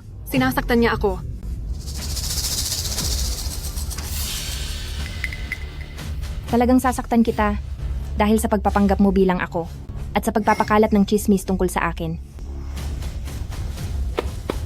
Yi-chan. Ilayo siya. Hindi, Yi-chan. Nagsasabi ako ng totoo. Pinagtataksilan ka niya. Hindi, Yi-chan. Niloloko ka na niya talaga. Masakit ba? Magtiwala ka sa akin? Yi-chan, bitawan mo ako. Anak, sumama ka na sa akin. Papa, anong ginagawa mo rito? Kanina ka pa namin hinahanap ni Lola. Ito ba talaga ang paborito mong anak? G, Mo, salamat sa pagdalo sa aking pasasalamat na salusalo. Ang anak nyo ay hinahanap na kayo. Alam ko na may galit ka sa akin, pero maari mo ba akong bigyan ng pagkakataong makabawi? Makabawi? Paano mo balak bumawi? Wala na akong ina ngayon. Mabibigyan mo ba ako muli ng isang ina? Oo, naging masyado akong mahina noon, kaya nagdusa kayong mag-ina. Pero sumusumpa ako na sa pagkakataong ito, hinding-hindi na ito mangyayari muli. Papa, wag po kayong masyadong magmadali. Hindi pa ito matatanggap ni ate sa ngayon. Oo, masyado lang akong nagmamadali. Maayos ang buhay ko ngayon. Umalis ka na. Chiki, basta't bumalik ka lang sa piling ni Papa, ang lahat ng mayroon ako ay ipapamana ko sa'yo. Ano bang pinagsasabi mo? Sino ba siya sa akala niya? Ma, siya ang anak ko. 20 taon na ang nakalipas nung pinalayas mo silang mag-ina. Ngayong araw, nahanap ko na rin sa wakas ang anak ko. Kahit ano pa ang sabihin mo ngayon, hindi na ako aatras. Hemp, anong anak mo? Ang tanging anak mo lang ay si Yunyun. Sinasabi ko sa iyo, hanggat buhay pa ako, huwag mong asahang makakatapak sa bahay na ito ang batang iyan. Aray, ang sakit ng puso ko. Ay, Lola. Huwag na po kayong magalit kay Papa. Wala naman akong nabalitaan na may isa pang anak ang pinakamayamang tao rito ah. Hindi mo ba alam na siya ang anak ng malayong pinsan ng pinakamayamang tao? Hanggang ngayon ay wala pang asawa ang pinsan na iyon. Bata pa lang ay dinala na rito ang anak niya para palakihin ni Ginang. Wang, kaya naman sa totoo lang, maliwanag na ang lahat. Kaya pala, Ang saya naman ng handaang ito ngayong araw. Punong-puno ng drama. Kung gusto ninyong mag-away, doon kayo sa inyo. Narito kayo sa Angkang Fu. Kahit hindi ako kasing yaman ng pinakamayamang tao, wala naman akong kakulangan sa buhay. Hindi nyo na kailangang magkunwari rito. Nagpunta pa kayo rito para lang gumawa ng eksena. Pagod na ako. Isasama na kita paalis. Walang galang. Hi. Hindi naman tayo malugod na tinatanggap dito, pero nagpipilit ka pa rin maging mabait sa kanila kahit ayaw nila sa iyo. Sandali lang. Pagkalipas ng 3 araw, magsasagawa ako ng isang handaan sa Villa ng Mo para sa pagkilala sa aking anak. Sa oras na iyon, ipahahayag ko sa lahat na si Mo Kichi ang tunay kong anak. Ikaw ang magiging kaisa-isa kong tagapagmana. Babalik ka ba?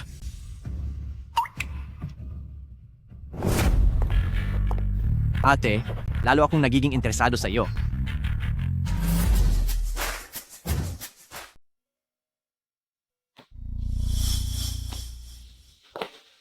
Nag-iisip ka pa rin ba? Halika rito. Tingin mo ba dapat akong bumalik? Siyempre. Sa iyo naman talaga iyon. Bakit mo naman tatanggihan? Pero nakita mo naman, na baka may iba pa siyang anak sa labas. At saka hindi rin ako gusto ng nanay niya. Dapat ba talaga akong bumalik? Asawa ko, huwag mo nang pahirapan ang sarili mo dahil sa ibang tao. Ako, ang asawa mo, ay laging narito para suportahan ka. Siya nga pala. Mag-usap naman tayo. Tanghaling tapat, magpigil ka naman ng kaunti. Hindi ko kayang magpigil kahit kaunti. Ma, pwede bang kumatok muna bago pumasok sa kwarto ng iba? Kailangan ko pa bang kumatok para pumasok sa kwarto ng anak ko? Kaninong patakaran ba iyan? Hoy, ikaw. Kailan ka ba? Babalik sa angkang mo para magpakilala? Ang pagiging anak ng pinakamayamang tao para itambal sa aming angkang fu ay pwede na rin. Ma, ano bang sinasabi mo? Bakit ka ba naninigaw? Nakakainis kayong dalawa tingnan.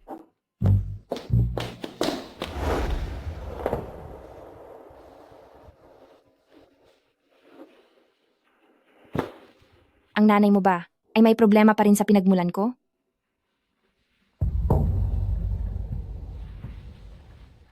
Tingin mo rin ba ay hindi ako karapat-dapat sa iyo? Mokichi, ano ang iniisip mo?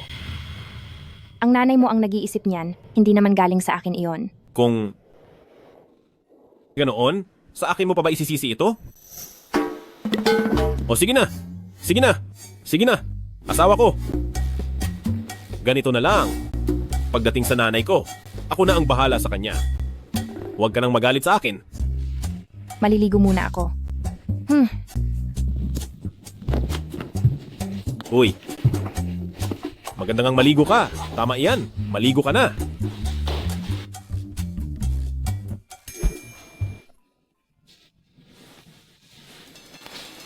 Asawa ko, magtatrabaho ka pa ba talaga bilang janitor? Bakit?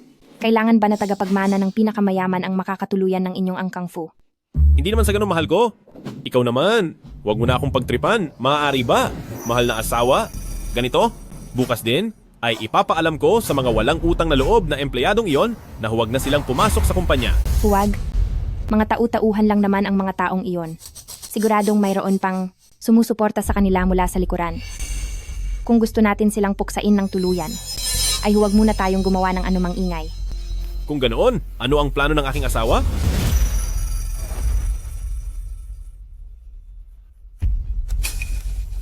Sige, susunod ako sa lahat ng sasabihin mo. Magkita na lang tayo bukas sa seremonya ng paglulunsad ng proyekto. Sige. Uy, ano ang ginagawa mo? Bago pa man magpakitang gilas ang aking asawa bukas, ay magpakitang gilas muna tayong dalawa ngayon.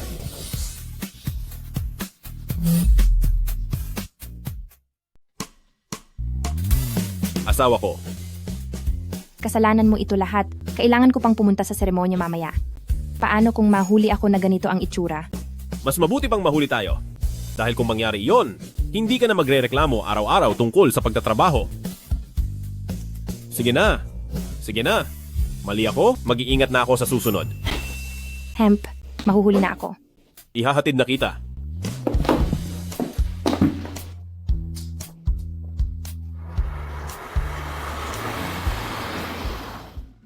Sandali lang asawa ko. Ito ang paanyaya para sa handaan ng pagkilala ng tatay ni Mo. Gusto mo bang pumunta? Bakit bigla mo? Siyang binanggit ng wala namang dahilan. Hindi ko pa alam ang gagawin ko. Kung ayaw mong pumunta, huwag kang pumunta. Ikaw talaga ang pinakamabuti kong asawa. Dahan-dahan lang. Amo, mukhang ang panganay na amo at ang misis ang nandoon. Ang kuya ko iyon at si Mo Chichi. Ayoko nang marinig na tinatawag mo siyang misis. Opo. Kung kanino siyang asawa, ay hindi pa natin natitiyak. Wow. Napakagara naman ng hotel na ito. Hindi nakapagtataka na pag-aari ito ng pinakamayamang pamilya. Madam, kung hindi dahil sa inyo, para sa seremonyang ito ngayong araw, hindi ko magagawang pumasok dito ng mag-isa. Oo nga. Nakikinabang lang tayong lahat sa impluensya ni Madam.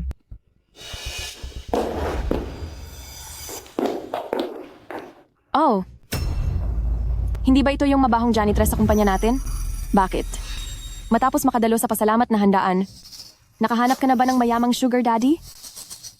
Ang suot mong ito, totoo ba o peke lang? Mag-ingat ka sa mga sinasabi mo. Huwag mong dungisan ang dangal ng grupong Fu. Kianru, huwag mo nang tawaging mabahong janitress si Kichi. Si Chichi ang tunay na asawa ng CEO at anak din ng pinakamayamang tao. Tian-chan, wala ka namang lagnat, di ba? Kung ano-anong kalokohan ang pinagsasabi mo. Tian-tian, itinuturing kitang kaibigan, pero ano ba ang ibig mong sabihin sa mga pinagsasabi mo? Maghinay-hinay ka sa pananalita. Pwede kang kumain ng kahit ano, pero hindi ka pwedeng magsalita ng kung ano-ano lang. Paanong mangyayaring peke si Madam? Humingi ka agad ng tawad kay Madam. Humingi ng tawad? Pagsisisihan niyo ito. Che. Sige na. Huwag na nating patulan yan. Hay, napakabait talaga at mapagpatawad ni Madam. Tama. Narating natin ang kinalalagyan natin ngayon dahil lahat ito sa tulong at swerte ni Madam. Kung hindi, makakarating ba tayo sa ganitong kagarang lugar? At makakakuha ba tayo ng koneksyon sa pinakamayamang tao? At ikaw? Huwag mong bisitin si Madam. Ngayon lang ako nakakita ng mga taong ganito katanga. Hindi na worth it na patulan pa sila. Mamaya na, sabay-sabay ko silang aasikasuhin.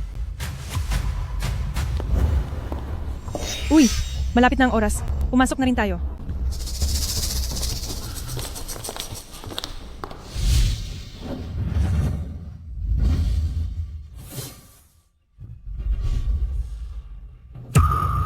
Bakit pati siya ay nandito? Sa mismong seremonya?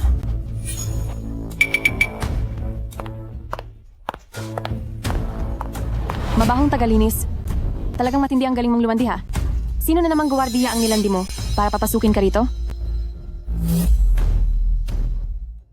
Layas na rito! Kianru. Tian. Ano bang napala mo sa mabahong tagalinis na iyan para tulungan siya ng paulit-ulit? Sinusubukan ko lang naman kayong protektahan. Matagal na tayong magkasama sa trabaho. Ayokong ikaw at si Shangrong ay maloko niya at sa huli ay mabuwisit si Presidente Fu hanggang sa mawalan kayo ng trabaho. Manahimik ka. Tingin ko ikaw ang may gustong mawalan kami ng trabaho. Ang totoong asawa ay nandito mismo, tapos itinuturo mo siya at sinasabing peke siya. Kita mo, sinabi ko na sa'yo na hindi talaga sila maniniwala. Ginang, ipinatawag niyo po ako.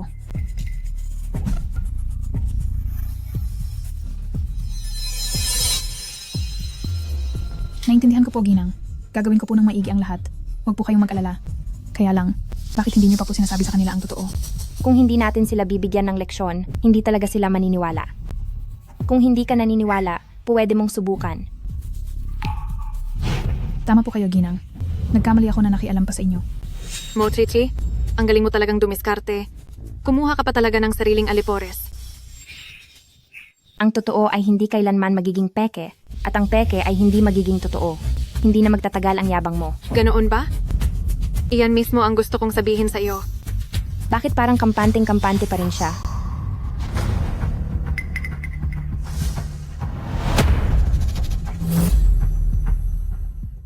Magsisimula na ang seremonya. Pakiusap, maupo na po ang lahat ng mga panauhin. Maligayang pagdating sa seremonya ng paglulunsad ng pagtutulungan ng grupong Lanhai at grupong Feng Shuo. Ang naging napakalinaw na takbo ng proyektong ito ay dahil sa malaking tulong at pagsisikap ng asawa ng presidente. Kaya, naging matagumpay at malaki ang pag-unlad ng buong proyektong ito. Sa okasyong ito ngayong araw, huwag kang gagawa ng problema para sa madam. Kung hindi, hindi mo malalaman kung paano ka mapapahamak. Tisaka, madam, sa napakahalagang okasyong ito ngayong araw, darating ba si Presidente Fu? Abala siya kaya malamang ay hindi siya darating. Bakit ko ba nakalimutan si Presidente Fu? Kapag bigla siyang dumating, baka mabuko na ako nito. Siya pala ang nasa likod at sumusuporta sa impostor na ito. Mukhang may ilang tao na ang natataranta. Kapag natapos ko ng asikasuhin ang impostor na ito, isusunod na kitang lulutasin. Ang susunod naman, inaanyayahan po ang asawa ng presidente para magbigay ng maikling pahayag. Kamakailan lang, araw-gabi akong nagsikap na isulong ito. Para lamang magkaroon ng kooperasyon ang Lanhai at grupong Feng Shuo. Ngayong araw sa wakas ay makikita na ang bunga nito. Magaling, talaga namang napakahusay ng madam. Dahil napakahusay pala ng madam, pakipaliwanag naman po sa lahat ang konsepto ng disenyo. Napakagaling ni Ginang, kaya naman paki-eksplika.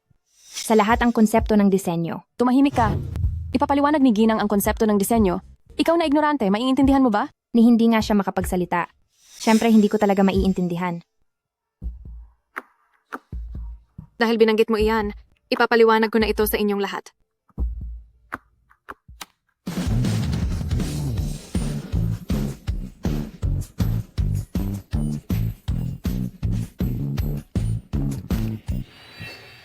Niloloko mo ako. Mali naman yata ang sinasabi niyo, Ginang. Paano ko naman kayo maloloko? Gawa niyo ito gabi-gabi, kaya anong kinalaman ko rito?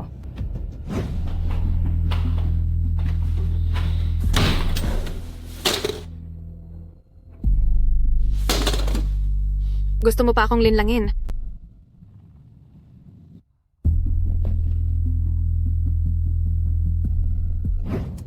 Ikaw na mabahong janitor. Ikaw ba ang nagnakaw ng USB ni Ginang? Binabalaan kita, ilabas mo na iyan ngayon din. Dahil kapag dumating na si Presidente Fu, ay hindi ka talaga makakaligtas.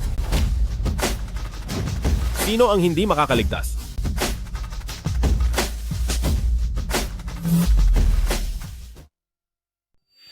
Madam, nandito si Presidente Fu para suportahan kayo.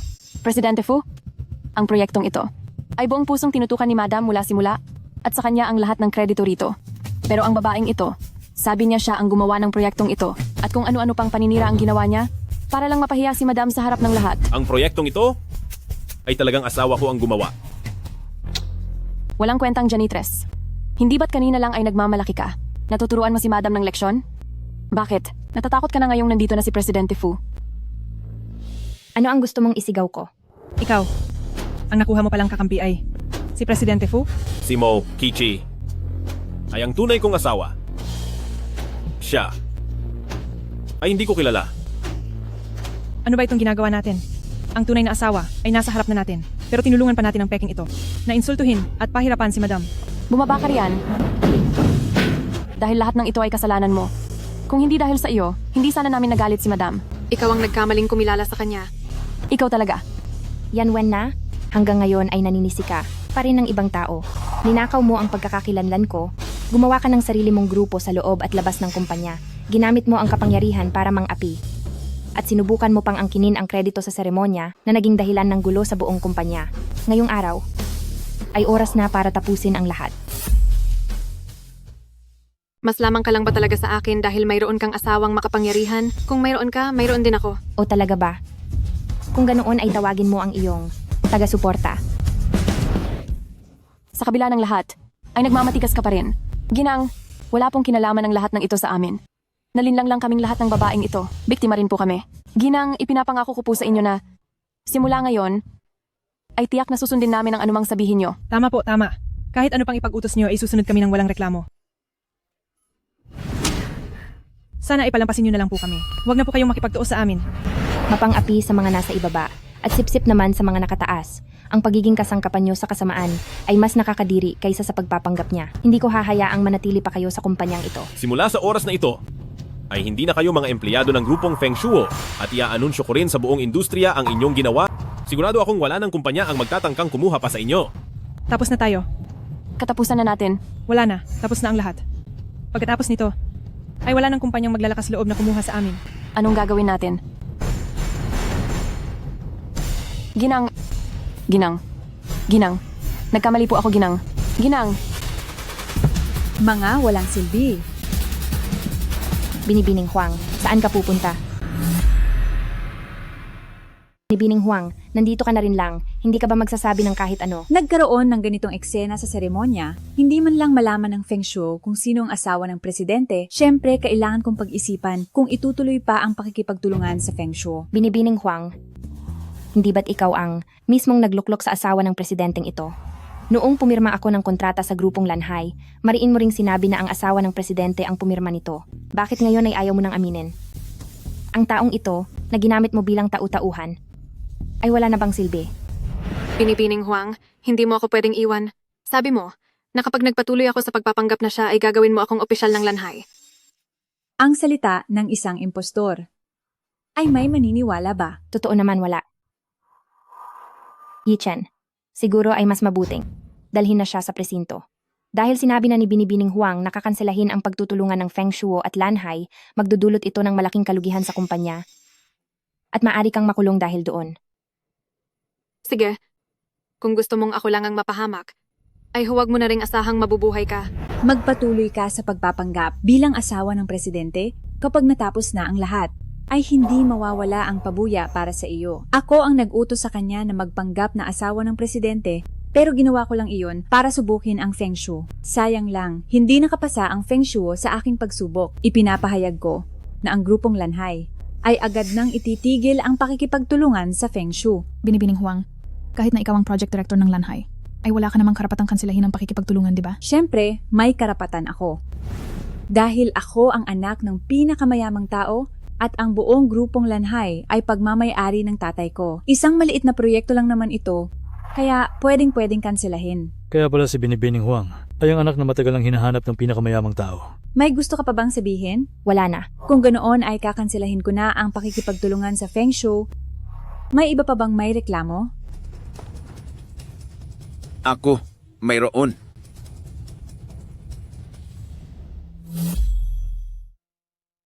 Hindi ko pa alam na ang mga grupong nasa ilalim ko ay kailangang makinig sa sasabihin mo. Nagkakamali po kayo, Ama.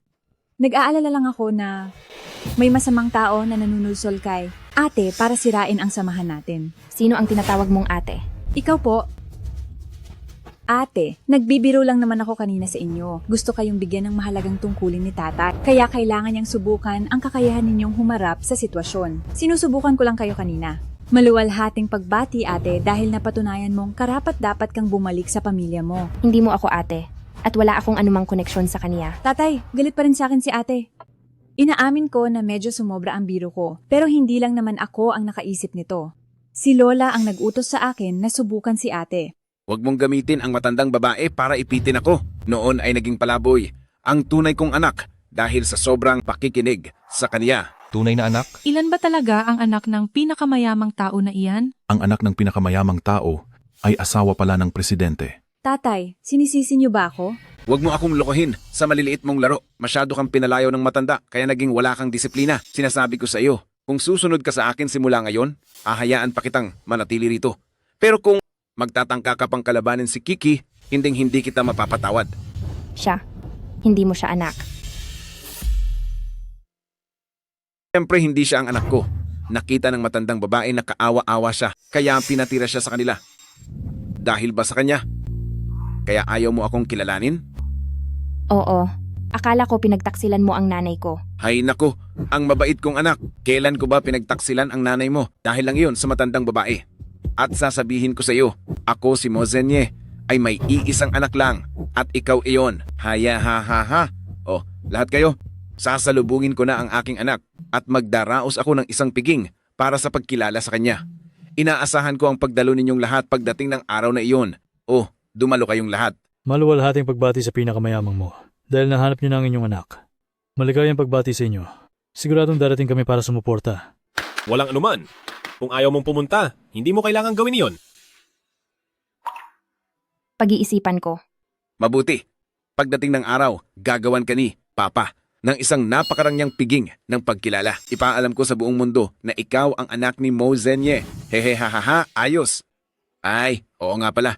Itutuloy natin ang mga proyekto ng grupong Lanhai at grupong Feng Shuo. Bilang pagpapakita ng katapatan, kaming Lanhai ay magdadagdag pa ng 8 bilyong piso para sa pamumuhunan. Sige. Hahaha. Gusto ko pang mabuhay ng 500 taon. Huwag ka munang masyadong magalak. Paano ba ito? Pinaalis na ang isang problema. Pero may dumating na naman? Huwag kang mag-alala. Kahit ilan pa ang dumating, lahat sila ay palalayasin natin. Chichi, alang-alang sa pagiging dati nating magkaklase, patawarin mo na ako. Ilabas nyo na siya! Alam ko na ang pagkakamali ko. Kichi, patawarin mo na ako. Bitawan niyo ako. Aray.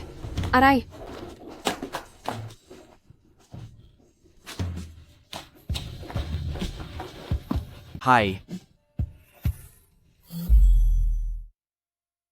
Gusto mong maging asawa ng presidente? Oo. Masyado kang nangarap ng gising. Sa itsura mong iyan, hindi mo na matutukso ang kuya ko.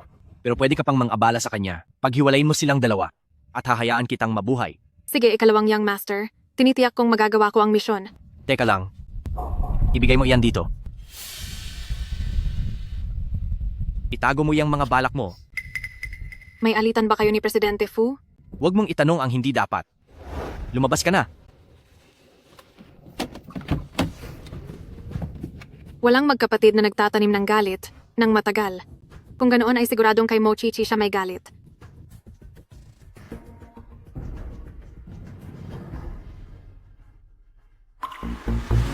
Presidente Fu. Yichen, anong nangyari? Oh, wala lang ito. Mo Chichi, pagbabayarin kita sa lahat ng ginawa mo noon at ngayon.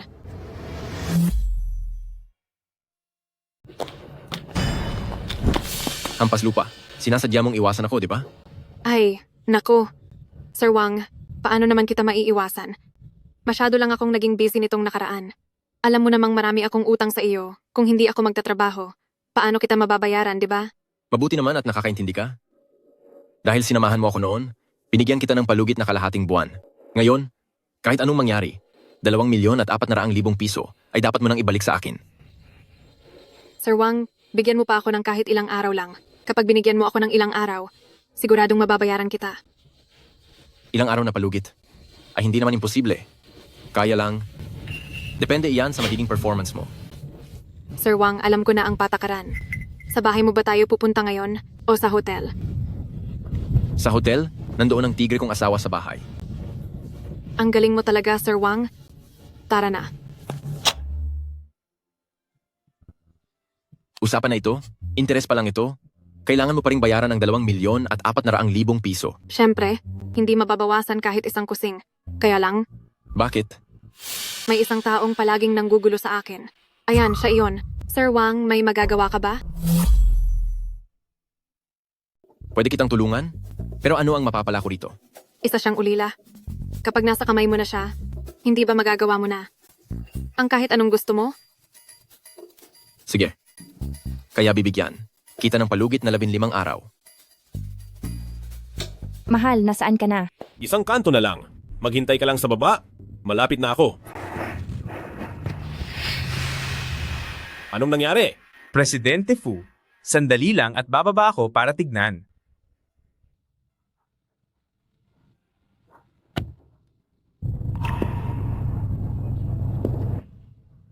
Presidente Fu, pumutok ang gulong? Mahal, mukhang kailangan mo muna akong hintayin ng sandali. Pupuntahan na lang kita riyan. Wag na, mag-ingat ka na lang. Huwag kang mag-alala. Aba, mas maganda ka pa kaysa sa nasa litrato. Anong kailangan nyo? Hindi mo pa ba halata? Tama na iyan. Sumama ka na sa akin.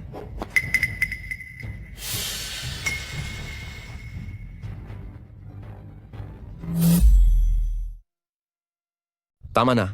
Sumama ka sa akin. Walang hiyang babae ka. Ayaw mo talaga ng maayos, ha? Saklolo, bitawan mo ako, bitawan mo ako. Bakit wala pa si Yichen? Hindi ko na kayang ituloy ang pag-arte. Sino ka ba? Sinisira mo ang plano ko. Young Master Fu, Bakit ang pangalawang Fu ang nandito? Itong nangyayari ngayon. Baka kasali rin siya?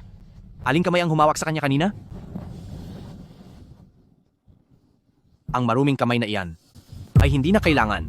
hindi mo ba narinig ang sinabi ng Young Master? Natatakot ka ba?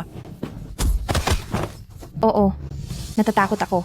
Masyado naman ang kuya ko. Bakit kanya hinaya ang maglakad ng mag-isa? Napakapiligroso kaya. Kung wala ka, hindi ako mapapahamak. Parating na si Yichen. Pero bakit ka nandito ng ganito na kagabi? Ang Angkang Fu ay may higit sa isang presidente Fu. Pumunta lang ako rito sa kumpanya ng Angkang Fu para tumingin-tingin. Wala namang problema doon, di ba? Ngayon ay sa wakas na intindihan ko na ang sinabi ni Yichen na hindi siya dapat pinagbibigyan. Na tama lang nasaktan siya kung kinakailangan. Nalamigan ka ba? Hindi na kailangan. Hindi na.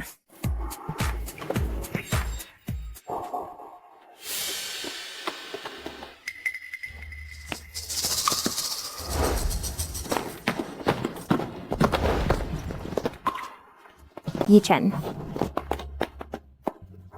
Wala ka bang balak magpaliwanag? Ano namang ipapaliwanag ko, kuya? Ganyan mo ba talaga tinatrato ang taong nagligtas sa buhay ng hipag ko? Hay, sayang naman kung hindi pag-aaralin ng pag-arte ang pangalawang binata Fu. Hay, mukhang sa araw na ito ay sagabal lang ako rito. Ipag, mauuna na ako. Oh, siya nga pala. Huwag mong kalilimutan na ngayong gabi ay ako ang nagligtas sa iyo. May utang na loob ka sa akin.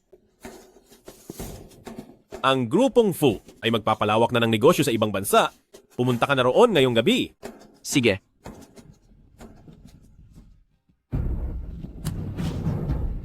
Mochichi, anong gagawin mo? Mga tauhan, dalhin siya rito.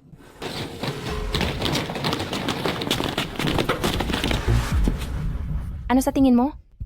Ano ba ang binalak mong gagawin sa akin kanina? Subukan mo lang. Siyempre hindi ko gagawin yon. Ang mga bagay na labag sa batas ay hinding-hindi ko gagawin.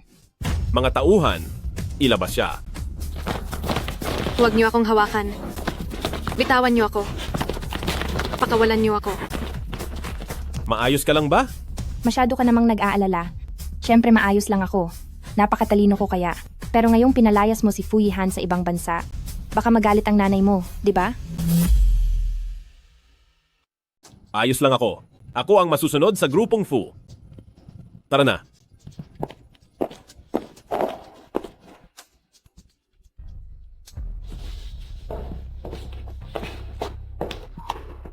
Ma. Wag mo akong tawaging ma. Fu Yichen, pinalayas mo talaga ang sarili mong kapatid papuntang ibang bansa dahil lang sa babaeng ito. Nanatili siya sa ibang bansa sa loob ng maraming taon. Ngayong handa na siyang bumalik, ipinadala mo na naman siya palabas.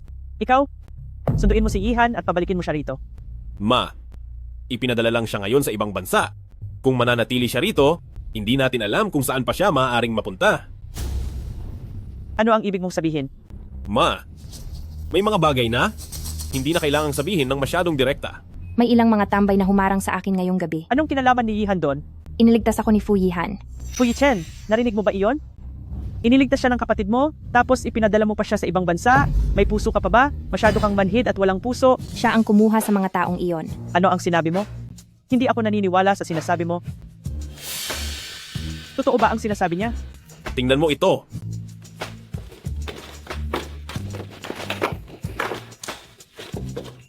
Ito ay... Palaging iniimbestigahan ng paborito mong anak si Kiki at nagpadala pa siya ng mga taong susunod sa kanya.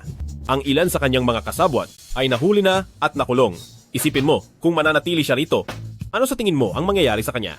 Dahil lang sa isa kang anak ng pinakamayamang tao, kaya ko hinayaang manatili ka rito. Hindi ko akalaing nagpatira ako ng isang salot. Ma. Bakit? May mali ba sa sinabi ko? Simula nang pumasok siya sa pamilya natin, wala na tayong kapayapaan sa bahay. Nagsimula ito sa gulo sa bangketeng pasasalamat at ngayon naman ay ang seremonya ng inaugurasyon. Kung hindi mo pa rin maayos ng mabuti ang mga bagay na ito, kakailanganin ko ng pag-isipan kung may kakayahan ka bang humawak sa Angkang Fu. Sige, bawiin mo na ang grupong Fu kung gusto mo. Wala akong pakialam. Ang mahalaga lang sa akin ay si Kiki. Tara. Kapag ba bumalik ako para kilalanin ang pamilya ko, hindi mo nababawiin ang karapatan sa pagmana sa grupong Fu. Kiki, ikaw? Alam ko ang halaga ng grupong Fu sa puso mo. Hindi ko hahayaang makuha ito ng iba ng ganoon kadali. Babalik ako para kilalanin ang pamilya ko at sa oras na iyon ang katayuan ko ay magiging sapat na para sa grupong Fu, di ba? Depende yan, kung makakabalik ka pa. Hindi ito ang grupong Fu. Pakiusap, lumabas ka na. Sige. Ako na nga itong nagmamalasakit, ako pa ang naging masama. Hindi ba't ginagawa ko lang ito para sa ikabubuti mo?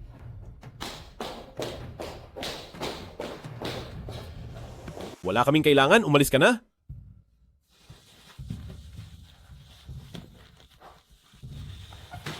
Asawa ko, salamat. Para saan? Salamat dahil handa kang kilalanin ang pamilya mo para sa akin. Sa totoo lang, hindi mo naman kailangang magsakripisyo ng ganito para sa akin. Ang nanay ko kasi ay matalas lang ang dila pero malambot ang puso. Naghanda pa nga siya ng regalo para sa iyo nang hindi ko alam. Kaya lang, ngayon ay maraming bagay ang sabay-sabay na nangyayari kaya siya nakapagsalita ng ganoon kasama. Tingnan mo, ito ang regalong inihanda ni nanay para sa iyo. Buksan mo.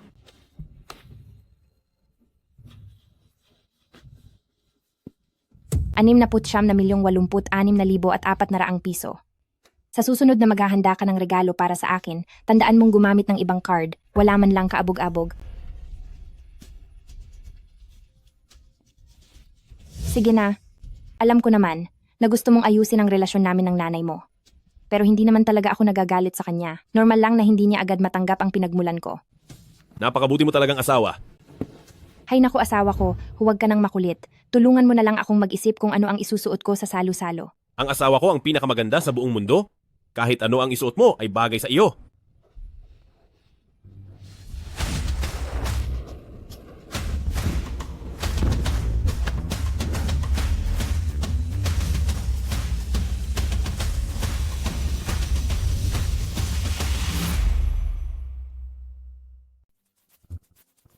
Anong ginagawa mo rito? Bakit? Hindi mo ako inimbitahan, pero inimbitahan ako ng asawa ko. Di ba? Asawa ko? Oo, mas panatag ang loob ko kapag nandito ka.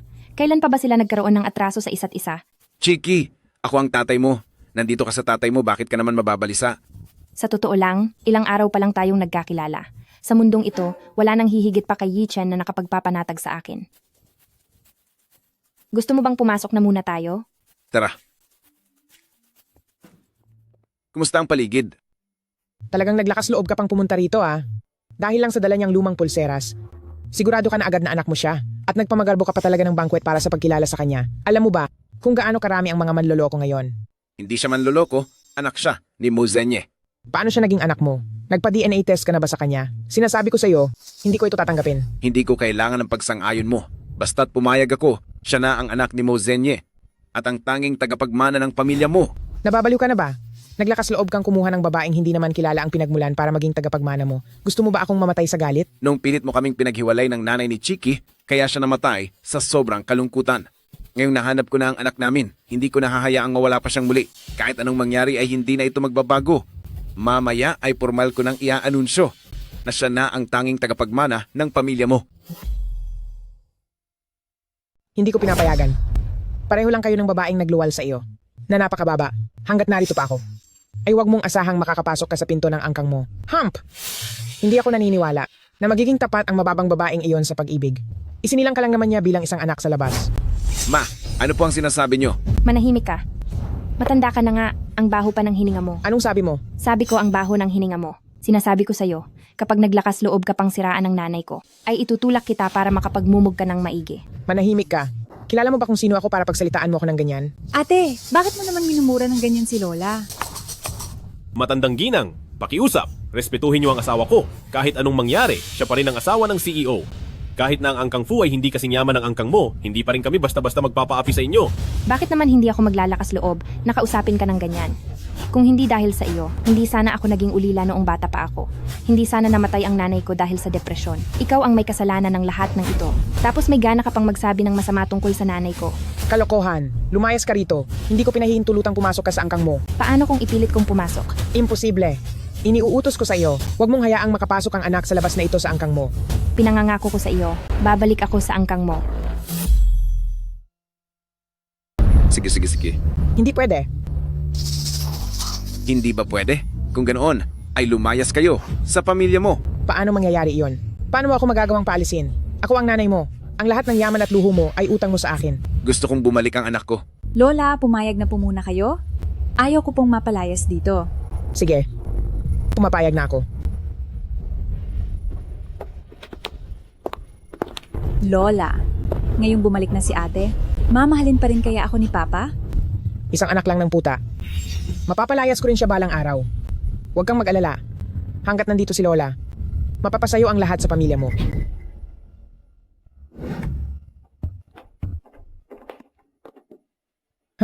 Akala naman niya ay isa siyang tunay na senyorita. Lola, masaya pala kayo na nakabalik na ako sa pamilya mo. Oo, pumapayag ako. Ngayon, masaya ka na ba?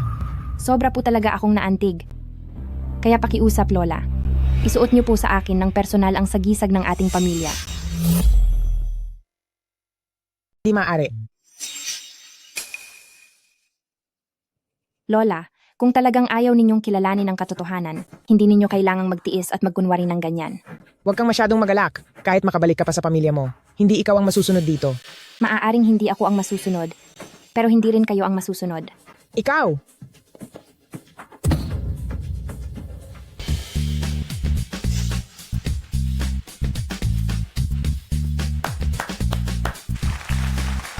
Kiki, maligayang pagbabalik sa ating tahanan. Marami kang pinagdaan ng hirap sa mga nakaraang taon. Salamat dahil pinatawad mo si Papa. Sa inyong lahat, ngayon ay formal kong ipinapahayag na simula sa araw na ito, si Kiki na ang anak ng pinakamayamang tao sa lungsod. Maligayang pagbabalik, ate. Napakasaya ko para sa iyo. Masyado akong nababagot kapag mag-isa, kaya ngayong narito ka na, may makakasama na ako sa wakas. Masyado lang akong natuwa at hindi ko na napansin ang aking kinikilos. Hindi ka naman magagalit sa akin, di ba, ate? Pa, kakabalik lang ni ate at hindi pa siya pamilyar sa pamilya mo, ipapasyal ko muna siya para masanay siya sa ating tahanan. Sige ba, tamang-tama at hindi pa naman nagsisimula ang piging. Dahil may lakas siya ng loob na hamunin ako, wala akong dahilan para umiwas sa kanya at titingnan ko kung ano ang balak niyang gawin. Ito ang kwartong espesyal na inihanda ni tatay para sa iyo. At pati itong aparador, kahit na wala pa itong laman sa ngayon, kapag kailangan mo ng anumang damit sa hinaharap, maaari kang humingi sa akin. Binibigyan ako ni Lola ng maraming damit taon-taon, dahil hindi ko na ito maisuot lahat, maaari kitang bigyan ng ilan sa mga ito. Ikaw na ang anak ng pinakamayamang tao sa hinaharap, kaya huwag ka nang magsuot ng mga pekeng gamit na ito. Nakakahiya kaya, kapag nakita ito ni Lola, tiyak na magagalit na naman siya sa iyo. Akala mo ba ay hindi ko kayang bumili ng bagong damit, kaya isusuot ko ang mga pinaglumaan mo? Masyado mo bang minamaliit ang asawa ng CEO ng Fu? Huwag mong isipin na hindi ko alam. Ang katayuan mo bilang asawa ng CEO ng Fu, hindi pa sigurado kung magiging matatag ka sa posisyong iyan. Ang matandang Madam Fu ay hindi kailanman kinilala ang katayuan mo, anong klaseng asawa ng CEO ka. Ikaw? Isa ka lang namang bisitang nakikitira sa pamilya mo. Hindi ka naman isang mo, at wala ka ring anumang kaugnayan sa dugo sa pamilya mo. Ano ang karapatan mong mag-asta na parang may-ari para pagsabihan ako? Akala mo ba talaga ay ikaw rin ang anak ng pinakamayamang tao? Kahit na ikaw pa ang totoong anak ng pinakamayamang tao, ano naman ang magagawa mo? Akala mo ba talaga na ang magiging tagapagmana ng pamilya mo ay ikaw na? Kung napaalis ni Lola ang mababa mong ina, kaya ka rin niyang paalisin. Ikaw? Ate, bakit parang hindi mo gusto ang kwartong inihanda ni tatay para sa iyo? Pinaghirapan niya talaga itong gawin para sa iyo. Tingnan mo, ito ang pinakamamahal mong anak. Pero wala man lang siyang utang na loob sa iyo. Chichi, hindi mo ba gusto rito? Ayos lang yon. Kung ano ang gusto mo, tiyak na ibibigay iyon ni Papa sa'yo. Hindi mo ako sinisisi? Bakit naman kita sisisihin? Hindi rin ako naniniwala na masasabi mo ang mga bagay na iyon. At saka, sa loob ng maraming taon, hindi ko nagampanan ang tungkulin ko na palakihin ka. Kaya ngayong hindi ko na isaalang-alang ang mga gusto mo, ay inaasahan ko na rin. Sabihin mo sa akin, anong klase ng silid ang gusto mo? Gagawin ko ang lahat para maibigay iyon sa'yo. Paghahandaan ka ni Papa ng mas maganda at mas malaking silid kung sa buong mansyon ng mga mo ay wala kang magustuhang silid. Kung ganoon ay si Papa ay bibili ng bagong bahay para sa iyo. Hindi ba masyadong nakakaabala iyon? Hindi iyon abala. Abala iyon. Sasama sa akin si Kiki pabalik kaya wala siyang oras para pumili ng silid dito. Kinakausap ko ang anak ko. Bakit ka ba nakikialam? Asawa ko siya. Sige na, pumunta ba kayo rito dahil magsisimula na ang piging? Oo, malapit na ang oras. Sumama ka na sa akin. Hay naku! Kailan kaya sila hihintong mag-away? Tunay ngang kahanga-hanga si senyorita mo. Karapat-dapat talaga siyang maging anak ng pinakamayamang tao. Siyempre, ang anak ko ang pinakamahusay sa lahat. Mo Chichi, ang titulong ito bilang anak ng pinakamayamang tao ay hahayaan ko munang gamitin mo ng sandali dahil maya-maya lang ay pababagsakin kita mula sa tuktok.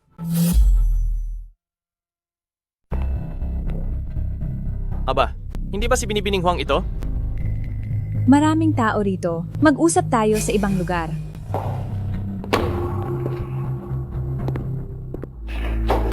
Hala, isara mo ang pinto.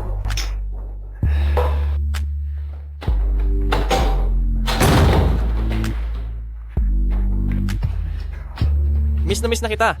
Hindi mo na ako pinupuntahan nitong mga nakaraang araw. Nagrereklamo ka pang hindi kita pinupuntahan, samantalang ang mga mata mo ay nakatitig na doon sa malanding iyon. Hindi iyan mangyayari. Alam mo, gusto ko talagang malaman kung sino sa inyong dalawa ang mas mabango. Napakababaero mo talaga. Pero, kung gusto ni Ginoong Xiong, tutulungan kita. Aba, ayos yan.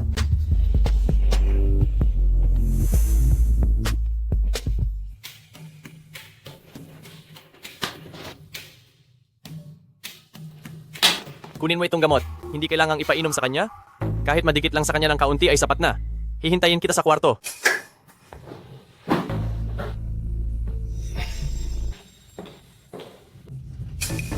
Maghahanap sana ako sa iyo, pero heto ka at kusa ring lumapit. Hahanapin pa lang sana kita, pero kusa ka namang lumapit sa akin. Ate, bakit ka nandito? May kailangan ka ba? Ikaw pa naman ang bida ngayong araw. Bakit ka nag-iisang nakatulala rito sa pasilyo? Tara, pumasok na tayo sa loob. Gusto ko lang mapag-isa muna. Ganoon ba? Tamang-tama pala. Sasamahan na lang kitang maglakad-lakad, ate. Ang piging na ito ay laging idinadaos ni Lola para sa akin. Sawang-sawa na ako rito. Tayo lang dalawa ang nandito ngayon. Hindi mo na kailangang magpanggap na mabait. Ang boring mo naman.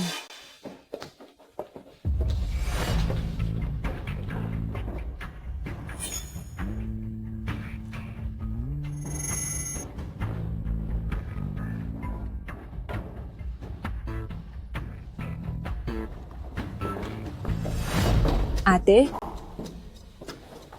uminom ka muna ng alak.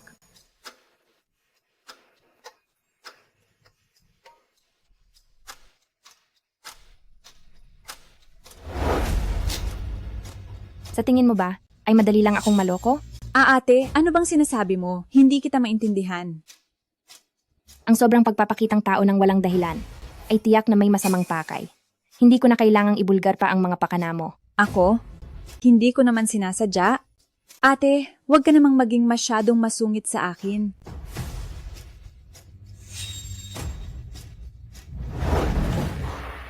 Anong ginagawa mo?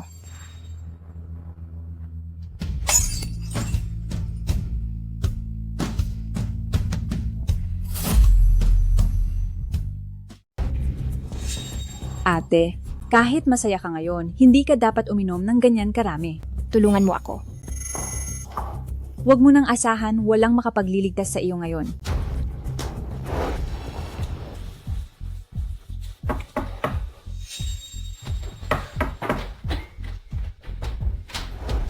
Haha, bilis, pasok na rito. Tingnan mo kung gaano ka kaatat. May magandang babae sa piling ko. Paano akong hindi magmamadali?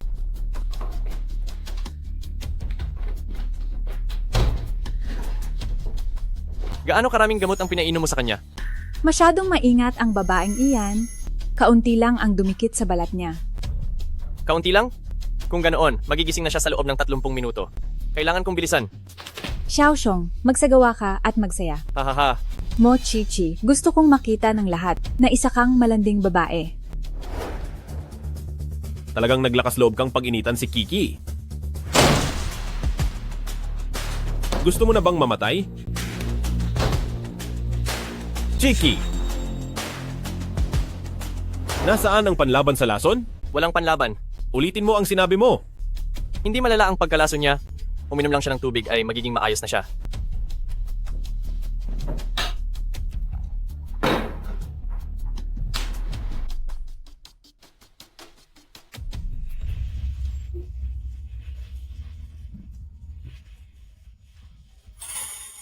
Mahal ko. Ama, hindi ko rin akalain na ganito pala kalandi ang aking ate. Sa ganitong kaimportanteng araw, hindi pa rin niya nakakalimutang lumandi ng lalaki.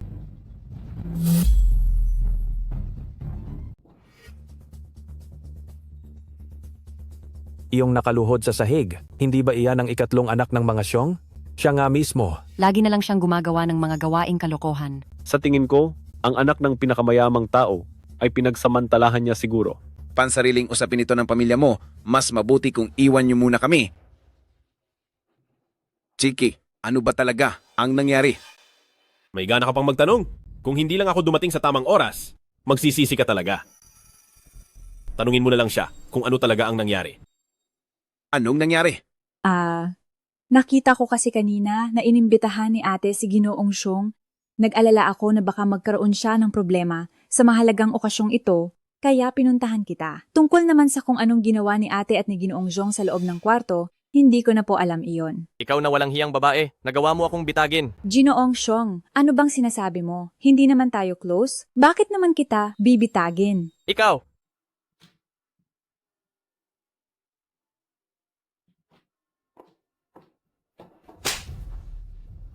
Dapat ay hindi na kita papansinin, pero ang naging pagkakamali mo ay ang patuloy na pang-iinis sa akin. Anong karapatan mong saktan ako? Ikaw naman talaga ang lumalandi sa mga lalaki. Anong pakialam ko doon? Tumahimik ka. Sinasabi ko sa iyo, wala akong pakialam sa pagiging anak ng pinakamayamang tao. Kahit wala iyon, kaya kong yumaman gamit ang sarili kong kakayahan. Bumalik ako. Dahil lang sa aking ama at dahil lang sa pamilyang ito. Gusto mo lang talagang makapasok sa pamilya mo? Ang sino naman ang maniniwala sa mga sinasabi mo? Bahala ka kung ayaw mong maniwala, pero nilasong mo na ako, kaya huwag mo. Nang asahan na makakapanatili ka pa sa pamilya mo. Mga tao, palayasin niyo siya sa pamilya mo. Anong karapatan mong palayasin ako? Dahil ako ang tunay na anak ng pamilya mo, at dahil anak ko siya. Kayo? Ilabas siya. Hinto. Tingnan ko lang kung sinong mangangahas na ilayo ang apo ko. Umalis kayo. Nay, sa ganitong pagkakataon, kakampihan niyo pa rin siya? Si Yun ay pinalaki ko mula pagkabata. Hindi siya katulad ng anak sa labas na iyon. Sinasabi niyo na may kasalanan siya. Pero may ebidensya ba kayo? Ha? Kung walang ebidensya, huwag niyo siyang palalayasin. Sa tingin ko ay si Yun lang. Ang humaharang sa daan ng iba. Kaya gusto siyang alisin. Alisin siya? Madudumihan lang ang mga kamay ko. Kung walang ebidensya, hindi niyo mapapalaya si Yun. May ebidensya ako. May ebidensya ako. Anong ebidensya?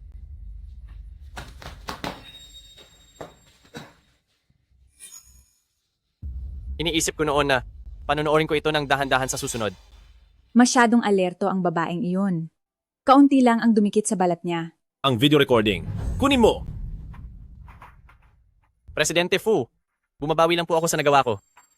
Nagsimula na ang recording bago pa pumasok ang babaeng iyon. Mukhang na-record din noong nakatulog si senyorita mo hanggang sa magising siya. Yun. Dapat kang mamatay. Bitawan mo ako.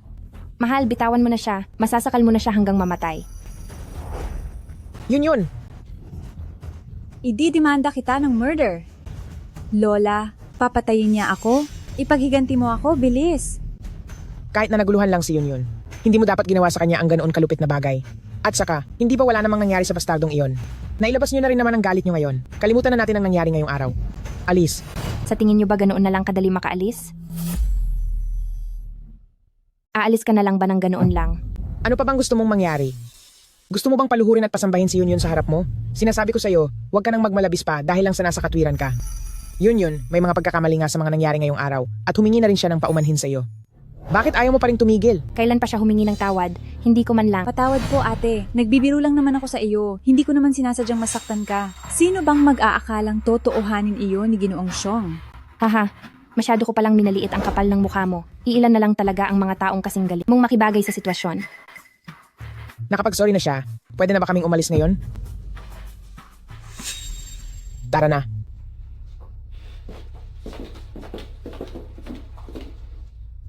Chichi, hahayaan mo na lang ba siyang makaalis ng ganoon lang? Ano pa bang magagawa ko? Mahal na mahal siya ni Lola at protektadong-protektado siya. Handa siyang makipag-away sa akin para lang maisama siya. Ayaw kong masira ang relasyon ninyong mag-ina nang dahil lang sa kanya. May malasakit ba siya sa akin bilang isang ina? Hindi pa rin ako sang-ayon na palampasin mo na lang ito ng ganoon kadali. Ito ang pinakamagandang narinig ko sa buong araw. Tara na. Aray!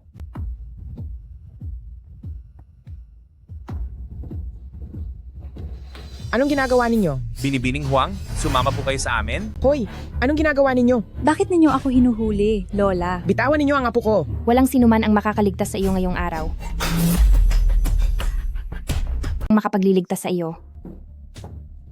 Ilayo siya. Ayun yun. Salamat po, Papa.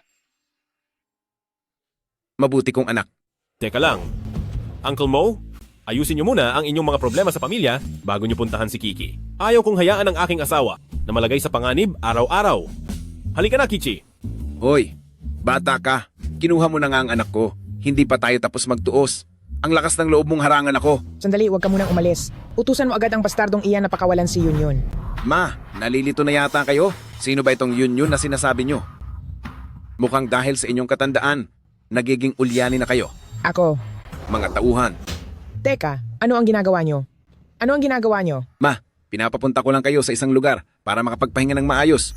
Walang utang na loob na anak. Saan mo ako dadalhin? Kung ayaw nyo namang magpahinga ng tahimik, papasamahin kita sa iyong Yun. Hempe, huwag mong isiping wala akong alam sa lahat ng iyong mga ginawang maruruming gawain.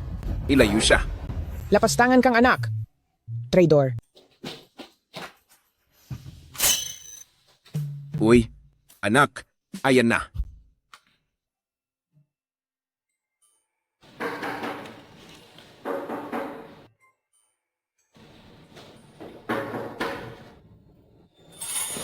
Papa, bakit po kayo nandito?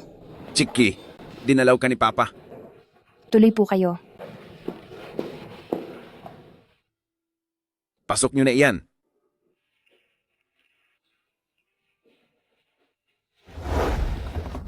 Pa, dinala mo pa ang mga kayamanang ito sa loob ng mga kahon.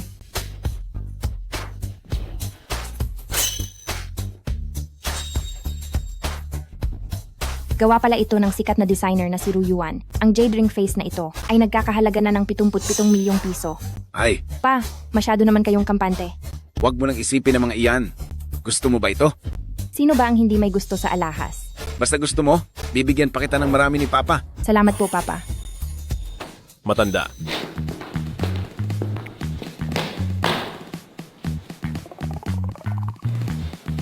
Mahal.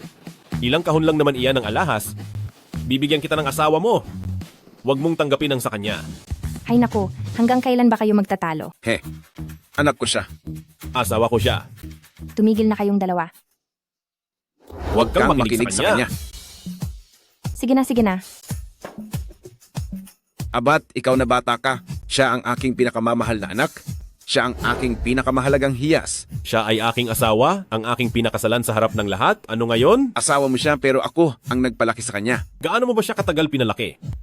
Hoy, ako ang tatay niya. Alam mo ba iyon? Pinalaki ko siya hanggang sa maging ganito siya kalaki. Siya rin ay aking pinakasalan. Tumigil na kayo.